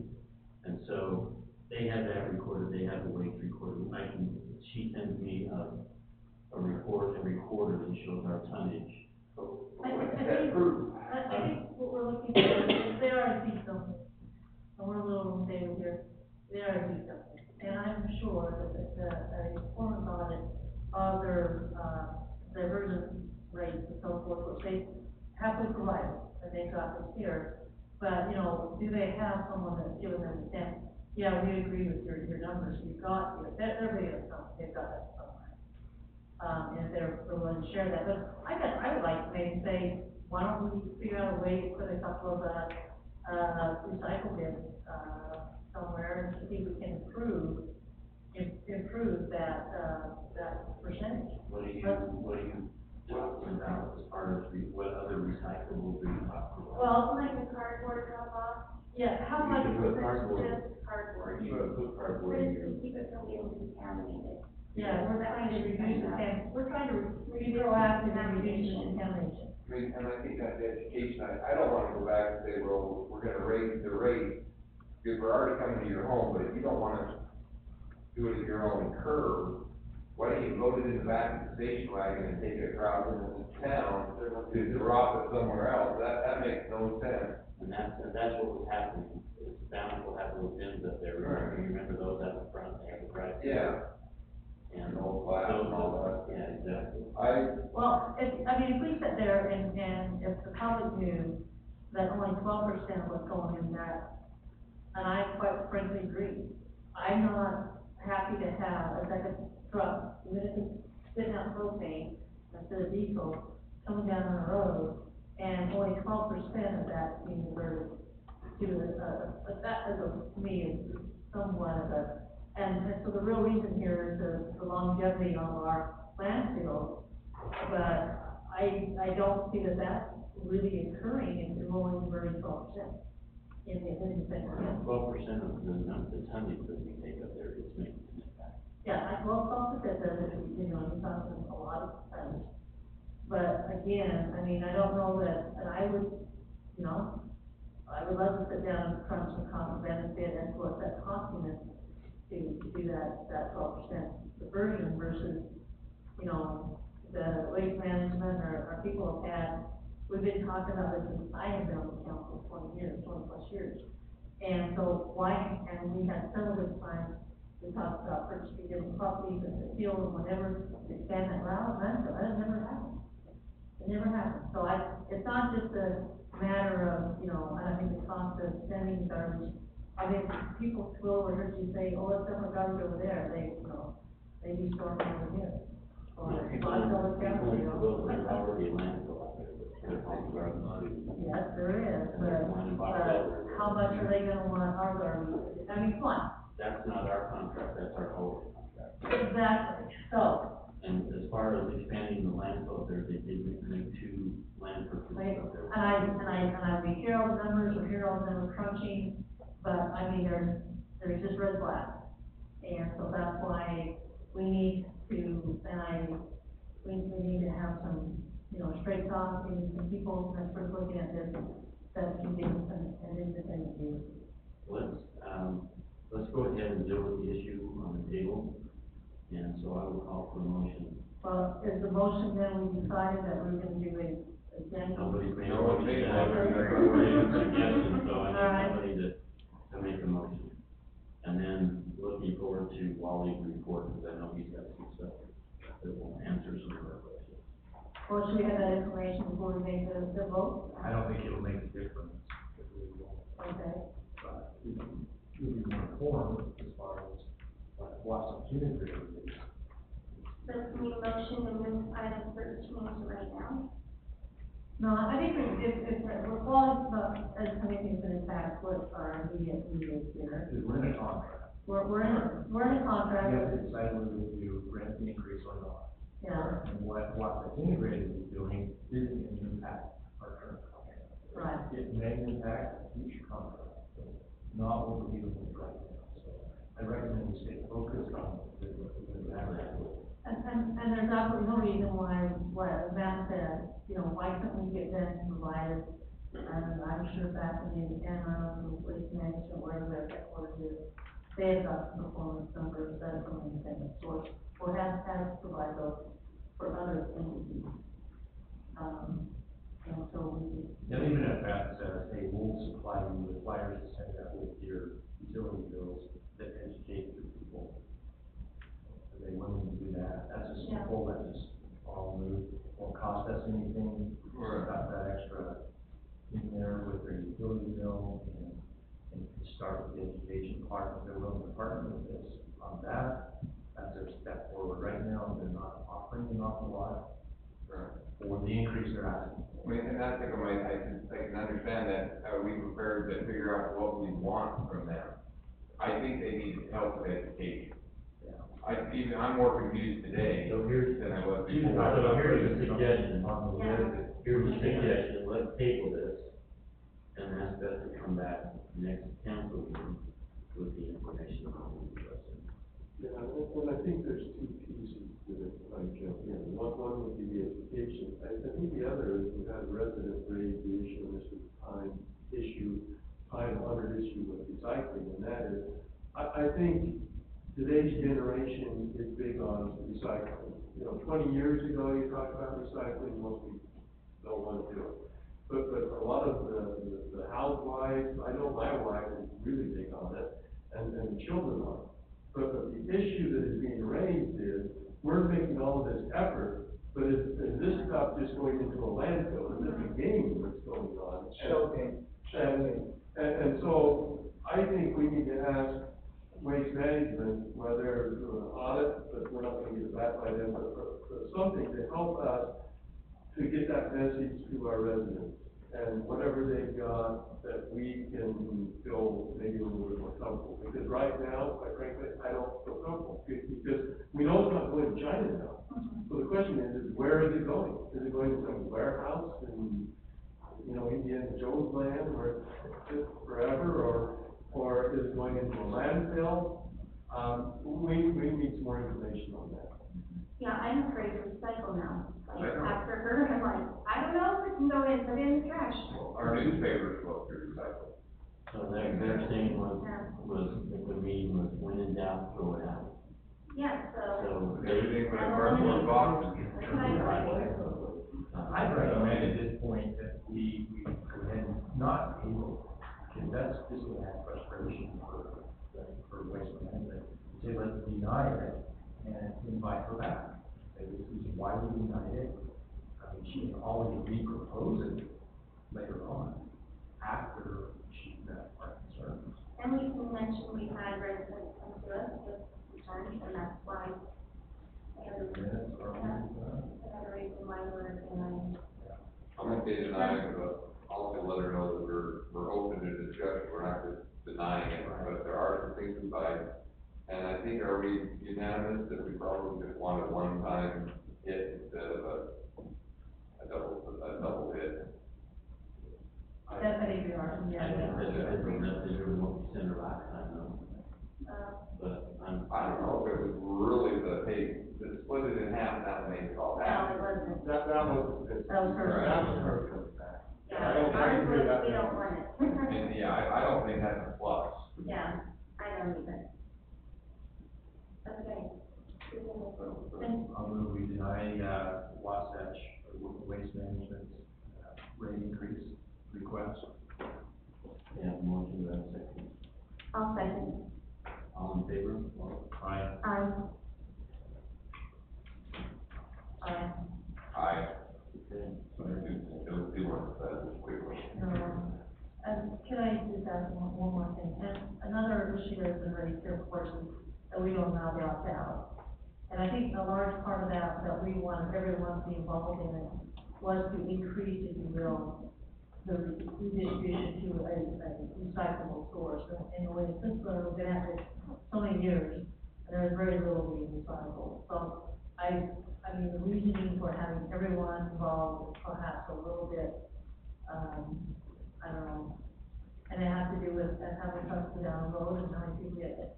But I would think I would revisit the opt-out I still kind of like the idea that you can't opt out. I mean, this is a city beautification, and it's a city thing. If every person is in, it's going to keep the cost as low as possible. If we start letting opt out, that same truck has to drive down your house, but now we're only stopping 3 times. There's The same amount of cost. right, the cost of getting the truck driver out there. So now for those 3 families on the block that wanted to recycle, the price has to skyrocket. And that's For this way, that's part of the discussion. right, if you're dividing it equally among everybody, not everybody uses our schools, but everybody pays for it. Not everybody uses the rec center, but they pay for it. I think if we decide that recycling is a valid activity, I think that's something that as a city, we say everybody's in, even if you're not using it, there are some benefits coming from it, and we want everybody involved to do it. But I'm also not opposed to just kicking it to the curb and getting rid of it altogether if we feel that there's a better solution. Anyway, moving on. Okay, item number 10, consideration to grant conditional acceptance for Shamrock Village, phases 1 and 2. Scott will bring it up. Okay, Shane, I believe. No, it's Scott. He does the inspection. We, received a request to, perform conditional acceptances on St. Shamrock Village Phase 1 and 2. We've inspected the project and, find that they are, in accordance to conditional acceptance of the city, so I recommend to accept those, conditional acceptances and authorize the appropriate bond amounts to be reduced to 10% as outlined. That is with the exception of the landscaping, specifically in phase 2, or 1, or even a little bit in phase 1. But we've always, let the landscape come in later. And that has to be done before they go to phase 3, is that? They have to have conditional acceptance before they can submit for phase 3. They've got the 2-year period to be able to complete these, and we even extend it out. So before they get final acceptance, the subdivision is complete. And 10%, you're happy with that, obviously, that's, Yeah. that, Yeah, that's according to our ordinances. I feel comfortable with that. Okay, Alright. I'll call for motion then to grant conditional acceptance for Shamrock Village phases 1 and 2. So moved. Second. All in favor? Aye. Aye. Aye. Trust you a lot, Scott. Thank you.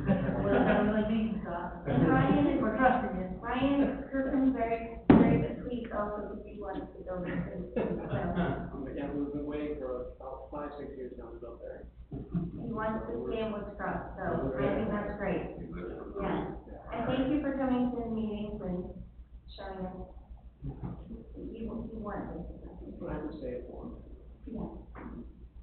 We'll keep keep you informed with more from, email you. I should have put two together with the shamrock green and everything. Oh. Yeah, we totally coordinated our outfits today. Okay, item number 11, safety accountability report here. Yeah, we had our, meeting, we had no incidents during the month of August. The main thing I want to report on our meeting is that, the trust has been working with us, and they wanted to have us have competition between the departments in safety. And as we discussed it in our committee, we felt that wasn't fair. Because if you have the administration department against the police department, that's really not fair. You know, Jessica could get a paper cut, Adam could get Shot. you know. Hey. We're not going there. So what we decided to do is we had, our three, department heads that's on the safety committee. We had Adam, Scott, and Kim, do a draft with employees, and they had to equally do police and public works and administration. So right now we've called them Team Adam, Team Scott, Team Kim, but we've asked them to come up with some creative names for those teams. And, we will, give points or take away points depending on if they do good or bad things. For instance, if, the individuals in there, submit, their reports and do things that they need to do, then they'll get points. If they have accidents or whatever, those will be taken away.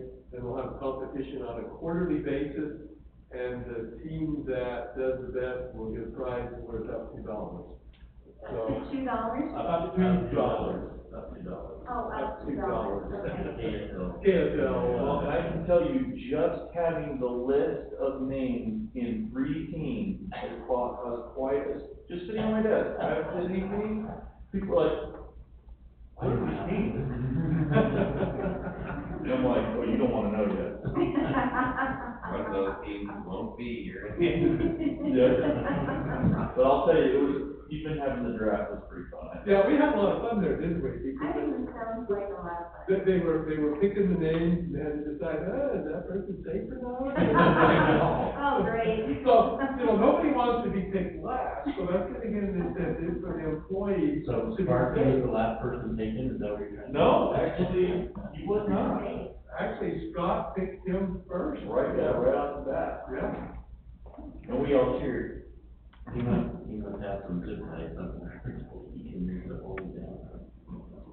So we'll report as this thing works its way through. So, Great. anyway, that's the main thing on that report. Okay. Well, sounds good. Thanks for making safety fun. Yeah, we're trying. We just push people off ladders. Yeah, let's not go to that point though, of other teams. Yeah, well, there's just that. Yeah, is there a sabotage rule? Okay. And anybody does anything, contact the paperwork. The wrath of Jessica. That should be negative points, right? Yeah. If you want to play this, as long as you can't even see her anymore, it's just paper. Okay, we are now back in another open session, so if any of our discussion has, it looks like our discussion has just left everybody Burned out. sad to leave. Is there Oh, I anyone have from the- something for open session. I was gonna check if there's anybody out in the audience. Dave, you're sitting there awful quiet. Okay. So, council, do you remember anything from? I had someone contact me and ask me if we have ordinances regarding construction noise at night. So I know you took care of that, and she talked to the guy, and I followed up with her, and she said that he was less than helpful on less than time, so. But that's you, Doc, not us. Well, actually, the guy she talked to was a PR guy, and he wasn't nice. No, she just told me that he was like, didn't really care, so. So we need to get a new PR. I can say one thing. Oh, he probably dealt with you. Yeah. So anyway, the complaint was that the lights were shining in and the noise is keeping them up and. And they don't know how to drive forward. Yeah, that's Everything's leaking. reversed. Everything's reversed, yeah. And, you know, her point is we have school bus drivers who live there who are being kept awake and, you know, which you want your kids on the bus with drowsy bus drivers, so. I told her I would ask if there were any ordinances or regarding construction at night.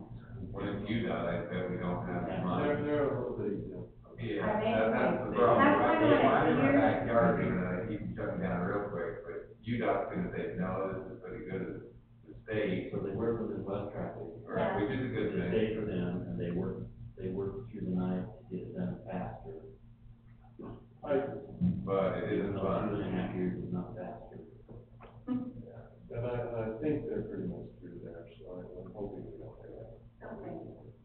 Just real quick, I guess I have a question, and I was kind of intrigued with the ranked choice voting, I don't wanna open that up, I'm just kind of curious, if people like that idea, that we wanna look there, or just kind of squash it now and not even, hey, So here's my take on it after going to the league and kind of going into that discussion. okay. Right now, most of the consensus is that they don't want to change things up now when there's a big drive to just get people out to vote. And they're afraid that if they change things up, it makes it more complicated, because if you don't sit down and have a flow chart, you know, look at the flow chart and how it works, it's complicated to understand. And so everybody in the league that I talked to, last week was in favor of keeping things the same until they can increase voter turnout and then make the proposal later. This is the climate vote. You can opt in now. I mean, there's a couple of cities that I think are doing it, but it's up to each individual municipality. All of the county voting machines all they have to do is change the chip in the machines, and it will change it to the whatever.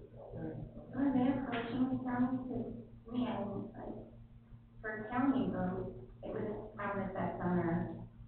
It has to be a nonpartisan. Yeah, it has to be a nonpartisan Oh, that'd be election. nonpartisan, to give you municipalities the same, because school board Okay. is on the same board side. So we still have to hold preliminary for, like, you know, how we have 3 Republicans for Becky's seat.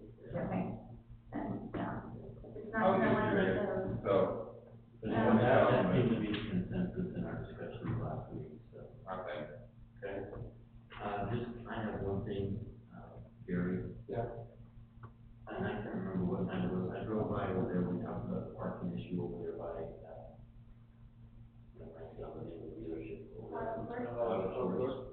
So I saw where they painted the curb, but nothing's been done on our part, the crosswalk hasn't been painted, and or the curb hasn't been painted. Where we decided yet, so is that on the schedule? Scott's got it scheduled. and they have the no parking sign, but they didn't put it back into the neighborhood. They just kind of put it. Okay, I'll double check. I took him on the map, so we wanted to, so I'll double check. I think I drove by the other one, the Renaissance one, and there was a sign, So there's no paint. but yeah, there's no paint, plus the sign is now in a different kind of pointing both directions, or I think it used to only say point one direction, so you have to be really observant to know that anything changed. So there are still people parking there, so if you want to Yeah. control. We actually had, we had citations issued, and we even had a bus out there that we dealt with, like a school bus. I don't think it was an actual school bus, but it's been repainted. So we got a call from Someone may a ride. Bountiful resident, actually, Okay. so. Anyway, I just wanted to check on that. Yeah, I know that there was cars parked there the other day when I went over there. yeah, the council meeting when we approved that was right before Scott had the emergency there, so I just come up with it, that it's, out there, that he's got his mind. Okay, sounds good. If there's nothing else for the open session, then let's move on to item 13. Or we've been anxiously awaiting this report. Right, nothing but good news. Now, keep in mind, Wasatch Integrated is our landfill, not waste management. Okay, I think you probably already knew that. What we've done recently is we, took a piece of the county that was going to, be where our transportation is located and annex that into Layton City. And that way, all of the property now is within Layton City, and that's gonna help with, fire protection. It's all in the single system rather than 2 separate systems. Second thing is the construction, has been awarded the new transfer building, the transfer site and material recovery facility to stop construction in Centerville. And that's proceeding pretty quick. That's gonna be completed in February this year. Only thing that will be left undone will be some finished concrete work, and that's just waiting on weather. And so, and that's the rest of what should just be probably years, you know, this is where the over plant was, on that piece of, what's in Centerville. That Centerville is the dock construction, the company.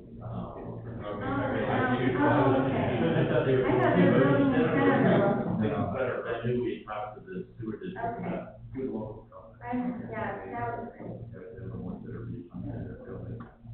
Now, to give you an idea of where we're going with all this, is, we have signed what's called a memorandum of understanding with Wholesome Geocycle, which is the cement plant, that was like, they are willing to take, sign an agreement, to 70,000 tons of thermal fuel per year in other cement plants. And so, in looking at that, we are engineering the mixed waste processing facility in that building to separate out those thermal materials. For example, a lot of that's handmade stuff that is currently going to waste management would fit perfectly for high PPE values of those. Right now, the projection is pretty conservative projection. We will be able to, once the mixed waste processing facility is completed and in production, to pull out 44% of that stream diverted completely away from the landfill. That's 44% or 12% is a really big difference. These are our black chemicals. So, Nathan mentioned that we would be more than willing to come to the city council, make a presentation, bring pictures and everything to show you what's going on there, and answer a lot of questions. But just know that's the direction that we're heading right now, is we're going on pretty fast. When is it be ready to do this version as well? Right now, we've got, only about a third of the bids for the equipment required to do the process. There's like some reverse coil magnets that can help pull out certain metals. There's, optical sensors that also help do some of the sorting. It's a pretty sophisticated thing, and we're able to pull out a lot of that hydraulic stuff. And it's customizable as market trends change. Focus is more on metals and not cardboard, we can modify the equipment. You're welcome to my name and come. Yeah, it hasn't been there for a while. No, it's been 4 years. I can arrange that, if we need that, or 4 weeks, I can come.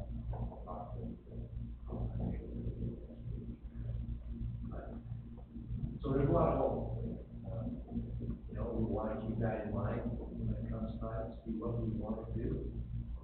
If we want to train our citizens, say, hey, a lot of recycling is going to be going on that you won't see, but we can confirm that this takes place in their black channel.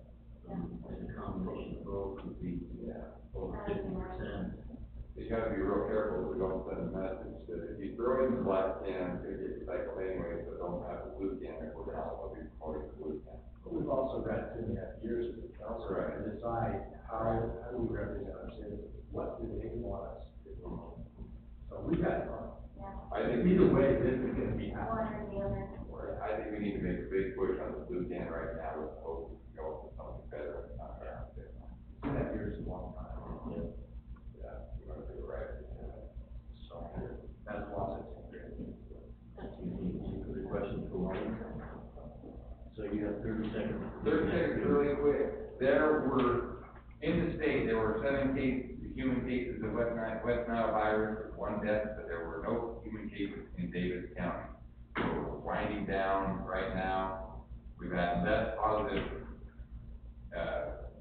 test rules show for West Nile this year, but hopefully with good cold nights will really help take care of reducing that. They come inside. Yeah, they come in, rest in your bed, but at least they're not in the park anymore. Other than that, we did have our first, application for the new zone we created over there by the school and the new city shop that will have outside storage. They're gonna put some that they're gonna make still beans inside, so then they can move them out and store them for shipping, no extra noise, so it was a good fit for that. They're hoping more will come, but anyway, we're already seeing some movement on that new. We gotta be doing a lot of sharp, rather than still being, we don't make any noise. Not as now. So, now I have a question about those statements. Can they, so my neighbor has requested that they not spray by my house because they have bees. Is that true that it kills their bees? Cause it's, I have Technically, feels are yes, bad. and actually they could, if for some reason you decided to spray at 6 o'clock in the evening, you would kill the bees. The bees come in to their hive, Yeah, then they're safe, they go, so they don't start spraying until 9 o'clock. okay, so, There was a case that the guy got a little anxious and he left early and he killed a bunch of bees somewhere, I don't know where it was. okay, And so people scream and yell about that. They spray from about 10 to midnight, 10 to 1, when the bees are all testing their hives down to sleep, and it doesn't bother them. okay, If the bees are out when they spray, yes, it would. but they are taking caution and aware of that, so. Right. I have an issue with, and I've talked to Tim, and I hope that, and I don't think he forgot about it, but it's not high priority, that I want something in our document stating that if you ask for a bee permit going forward, you don't have the right to ask for your house not to be sprayed. Like you said, a bunch of them right up in Mosquito Park, Right, and now I don't think that you can't spray this area, because it's about a 300-foot radius to take the warm fire. They put a curfew on bees, but they have to be in there. They have to be in there. So, yes, that is an issue, but not really, but it's more of a myth than anything, but it could kill them if they were sprayed at the wrong time, but they are very careful not to spray because they don't want to get. Sam's question, how far back from the street are the beehives from? well, they have a half acre, so they're in their backyard, I don't know, but I just saw those on Facebook, so it's. And I was like, okay, I like bees, but I like not having mosquito bites more, so I'd like them sprayed if it's possible. As a, Bee prior connoisseur, bee keeper, okay, I requested sprays at my home for like, when we would have movie night, and never had any and problem your bees live, with the spray. okay. I did, if the hive was real close to the street, I could see where that might be an issue, but it sounds like hers has quite a There setback. is quite a setback, So I okay, don't see that there would be a real separation. all right. The time. And yes, especially if they're spraying after dusk where the bees have already gone home. I've never heard of So that. that explains the comment, so Saturday, Yes. we had that Dutch oven cookie class in Lane's backyard. And there was swarms of bees, in fact, we had three little kids got stung. You're kidding.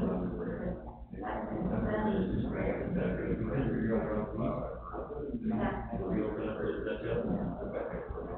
Well, and then also, they're like, I mean, I'm outside at night, feel like, Okay, well, thanks, man. okay, thank you for that information, I will take that back to them. So just a couple of things on the South Davis Metro fires. We have the groundbreaking, for the new Centerville station on Saturday. We gave Hogan Construction a 6-month timeline to get it done, the name slept. But, no, we should be in the new station by next fall at this time, so it'll take about a year to build.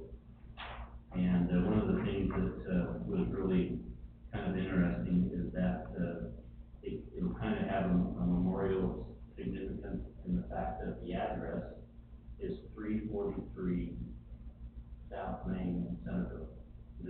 company. 9/11. Exactly, so there was exactly 343, first responders that were killed in 9/11. And so that will be, part of the dedication of the plaque of the station and stuff, so that was pretty cool. And then, we also approved, some repairs on the Mueller Park Station. It looks like we're gonna try to acquire the 10 foot behind the station from what do you call them, Henry, the homeowners association, behind the HOA, from behind, the station to improve parking and make the repairs up there, so yeah, that was the two major things of the fire district. As far as the rec district goes, our new director, Chip Miller, is doing an excellent job. We've got some, we talked about, doing a public partnership with Bountiful, if you will, in their new plaza that they're building up there in Bountiful, where the old Stoker Elementary School was. They are going to be building a ice ribbon, that can be operable up into, to 60 degrees ambient temperature. And it's not a rink or anything like that, it's just basically a really wide sidewalk that wanders, through the area, and they'll have, benches and little fire pit areas that things along the way, so for groups of families to go up there and take advantage of that. And they said the Bountiful will put up front all the operating costs, they'll buy the Zamboni, they'll build the rental shed, stuff like that, and then the rec district will take over the management of the ice ribbon.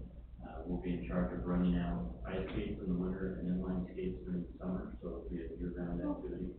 And that will kind of help take some of the pressure off the ice time at the ice rink during the winter months. So we're hoping that project is going out to bid, they're hoping to have it open next fall at this time. And so that was, Harriman City. yeah, and they went out and looked at theirs. And so it's gonna be similar to what they Yeah, their mayor said that they had great response from residents. And they actually operated in the black last year for the first year it was open in Harriman, and they think we can, and they don't provide summer inline skating on the same area, so. We talked about building walls up the side and fill it with water, so the swim team could swim. I think the lazy river can get Really, There you go. our pool time now. Thank you, Chris. Yeah, so the demand on our pool, the demand on our pool up there is just incredible now with the fourth high school. Swim team now, we've got Farmington there, and it was bad before, just knows, with the 3 schools and plus the tsunamis. We also have two young ladies on our tsunami swim team that have, one has qualified for the Olympics in the Paralympics in swimming, and the other one has, beaten 2 national records and has been invited to the Olympic trials, so we're excited about that direction for the swim team going, so we could have a local cheering section at the Olympics next time, so. But anyway, let's move on to item 19, I don't have anything on the mayor's report, Gary, do you want? Okay, on the city administrator's report, I think I mentioned Scott wants to build the pickleball court down at his shop, and I think that was not a priority. So I told him I would bring it up and, let you know, because he says, I'm gonna landscape it, because I want to put the pickleball court there. So I think the answer was no from the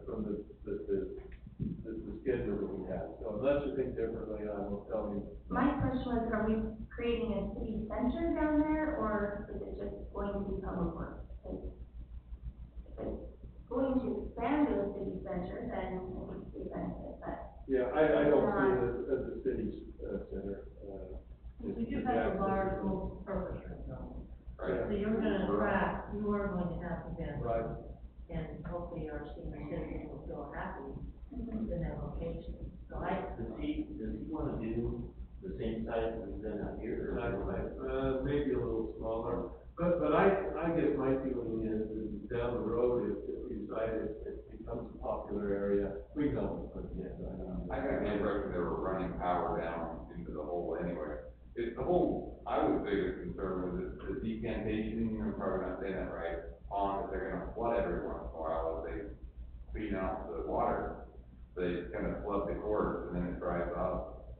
And so they were saying, great, it's an open space, you can do that, but down like down in Mountain View or something, there was more of an interest in pickleball courts over there, more of a community that. So I was never a big fan of it, but no. I didn't put it on my report written, but I've got 25 applications for the assistant city administrator. So we're moving ahead, and I guess, Mayor, we need a selection committee to help with that, so I don't. And I think last week when we talked about, I think Ryan and Tammy both. Yes, I think they can help me Want to be on that, so. Okay. Give me 2 days of that. Okay. That's all I've got. 25, huh? The water meter proposal, it's got to where you. Yeah, he's still waiting for some more information, so Well, that's something we need to move on quick, because Maureen was complaining. Yeah, we need to get It moving, was but, over 800, yeah. 500 additional ones, besides the 200 last. Here's my 600, so.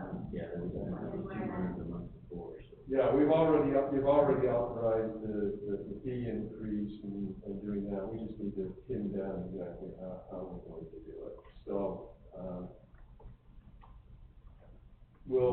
I'll get with Scott, because of some of the things he's been doing and I've been doing, like we did, part of it's time-wise too, I haven't had a chance to sit down and discuss, but hopefully in the next 2 weeks. Okay, That's all so, I've got. Do we wanna go? I'm gonna go to the Do RDA. you wanna go to the RDA first? Yeah, I think. Can we close city council meeting? Is that, and just for good? We'll just make a motion to go out of the city council. Well, then we have to come back in, right? Yeah, you got to get back into the closed session. Okay, I didn't know if there was anything we were voting on or something that had to come up, just for your So information. we have to go back in and then go into closed session. Just item under city council. You mean when we're done with the closed session? Right. We have to come back into open session. If there's any action. Okay. Yeah, so then that was my question, if we could just go out and be done, I'm fine with that. So I have a motion to, close city council meeting and move into a redevelopment agency meeting. So moved. Is that a second? I'll second. All in favor? Roll. Aye. Aye. Aye. Okay, we are now in a redevelopment agency meeting. Stop and start. Quick, Run. Matt has left the building. Okay. We can still take a vote, right? Yeah. Great. So consideration to approve the minutes of our last RDA meeting. So moved. Is that a second? I'll second. All in favor, Matt? Aye. Aye. Aye. Okay, Gary, discussion on 2020 building project financial assistance. Yes, within the next, month, probably in October, we'll be, putting out the information for the next round of funding for the fiscal year 2020. Well, that's the future. Funding for the RDA. And as I've gone around and talked to people, I've been in a number of homes recently of people that's starting to feel a bit more movement. I think there's an issue that I'd like to discuss with you, because the way we work with the 4 homes that we have, we pay a big portion of it, and I think that's justified because the homes have had some pretty severe damage. But as we're looking at moving into this program, I'd like to maybe split it a little bit and maybe have a dual application where people could apply for where they participate a little bit less, but maybe have a pot of money where they participate more, because a person may, because some of the people I've talked to have said, I'd be willing to pay more to get my house done quicker, because then I won't have all this damage to it. And another issue that I didn't put in my report that Jason Birmingham and I discussed it today, because we're starting to gear up to go meet with the tax community. And we realize that this is probably gonna be a little bit of push with these tax communities, and I think one thing that will help in our presentation is if we're asking the property owners, for homeowners to maybe participate 50-60% with their money, so that we can say, hey, you know, we're just not giving this to the property owners, they're having to participate. And so I think, I'd like to recommend as we move forward with the funding cycle, that we look at maybe having a two system, one that they can apply to, where they maybe pay a little bit less, but then they have to decide, you know, there may be only one or two homes that's done on that, and there's gonna be a lot of people applying, and chances are might not get the money, and then have another pot of money where they pay more, and then they can decide which route they wanna go. Well, on that, would we include people who have, already listed portions of their home? Because it has been recommended that all 4 sites be listed. Would they be available to come back and say, we have done 3, and Yeah. go with the 4th? I think, you know, I've had people ask me that, and I think my response to that would be yes. If they can show that the other part of the house isn't their damage occurring. Okay. Because these are gonna be based on, regardless of what program they go into, the priorities will be based on how much the home is being damaged. So as a person that they know that kind of borderline, I want you to pay for more, but if I don't win the bid for the more, can I do the second one? No, I think once they apply to one of the programs, they're locked into that program for the application. Cause that's your the application. Yeah. And just kind of as a follow-up, I had a good conversation with Castleberry and Lambs this last week, and been talking with them and how their quotes and their bids are coming through, and they're pretty happy with the bids except for one part. And that is that if the pillars have to go below or longer than 70 feet, you're gonna charge them an additional amount. But if they're going less, 60 or 65 feet, they don't give them credit. And so they're trying to. That's after Mount Weaver. Is that what you're finding? Yeah. And so, they're trying to go back and talk with the contractor and see if any of that can be changed in the negotiations, so. Well, I found that for homeowners that we've been working with, that they're being very good in their negotiations, and, I'm very pleased as we're working through this, because the homeowners are being very cognizant of cost. And so I think we're getting kind of where we need to be.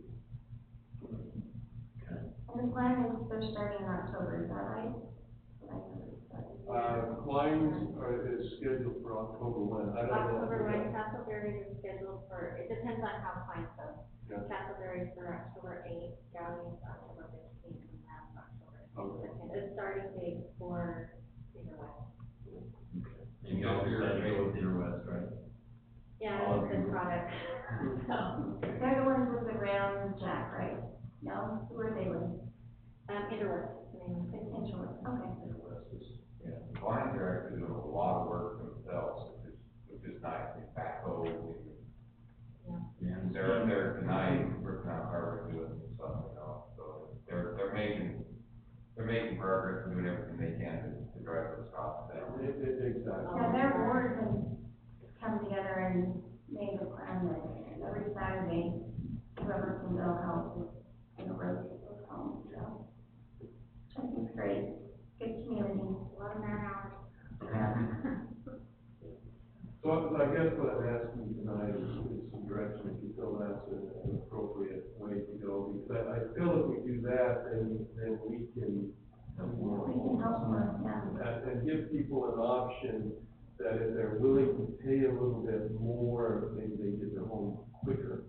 Because what I'm seeing is I'm going, and this time of year is when the damage starts to occur, because the water is dropping, because of the summer, the pumping, everything that's going on.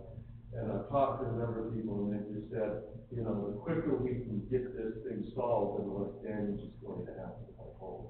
And so, because you know, these four folks have been dealing with it for 3+ years.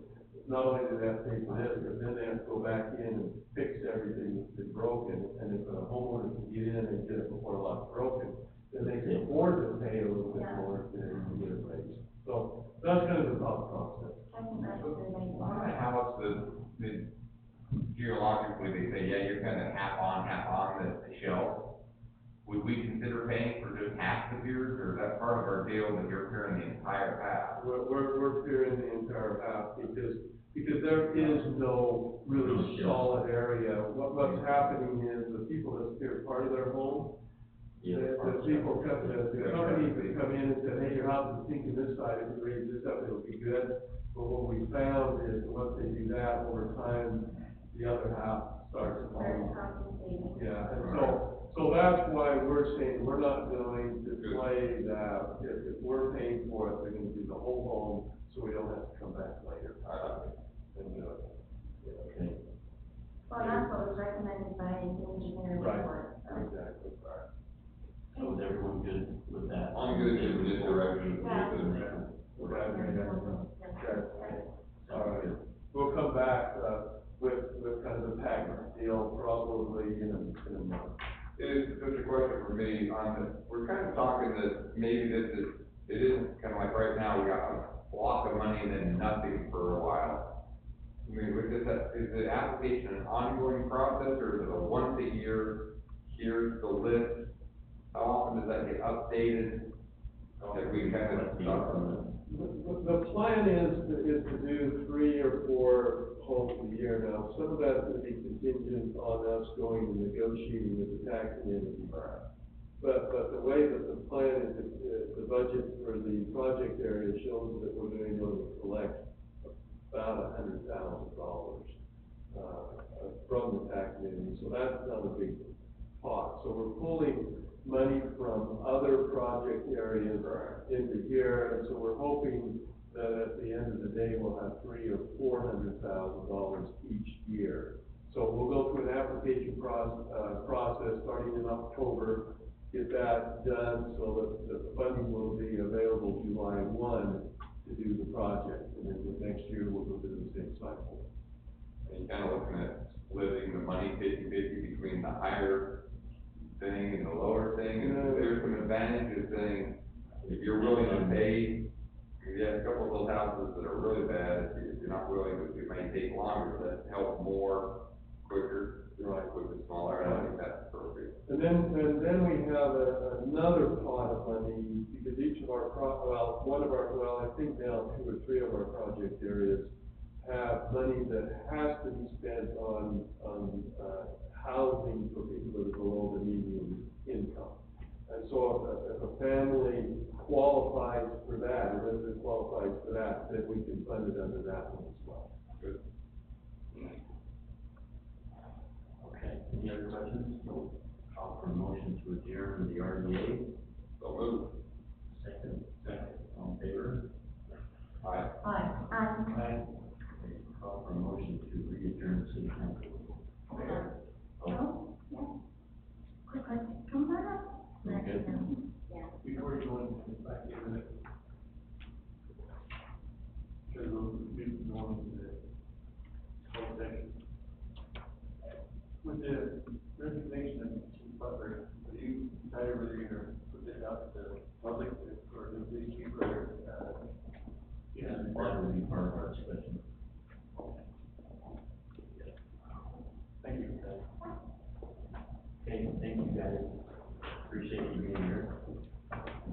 So we are now back in city council meeting. I will call a motion to go into closed session pursuant to Utah Code 52-4-205 I-8 to discuss the character, professional competence, or physical or mental health of an individual. So move again.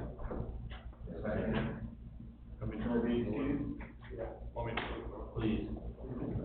Thank you, everyone. Thanks, Adam. And stop and restart. I'm gonna go walk and then I'm gonna come back. Okay. Anybody need a break? Yeah, we need to turn off our mic. Yeah. Oh, yeah, turn off our. Not going to be recorded. Yeah, I think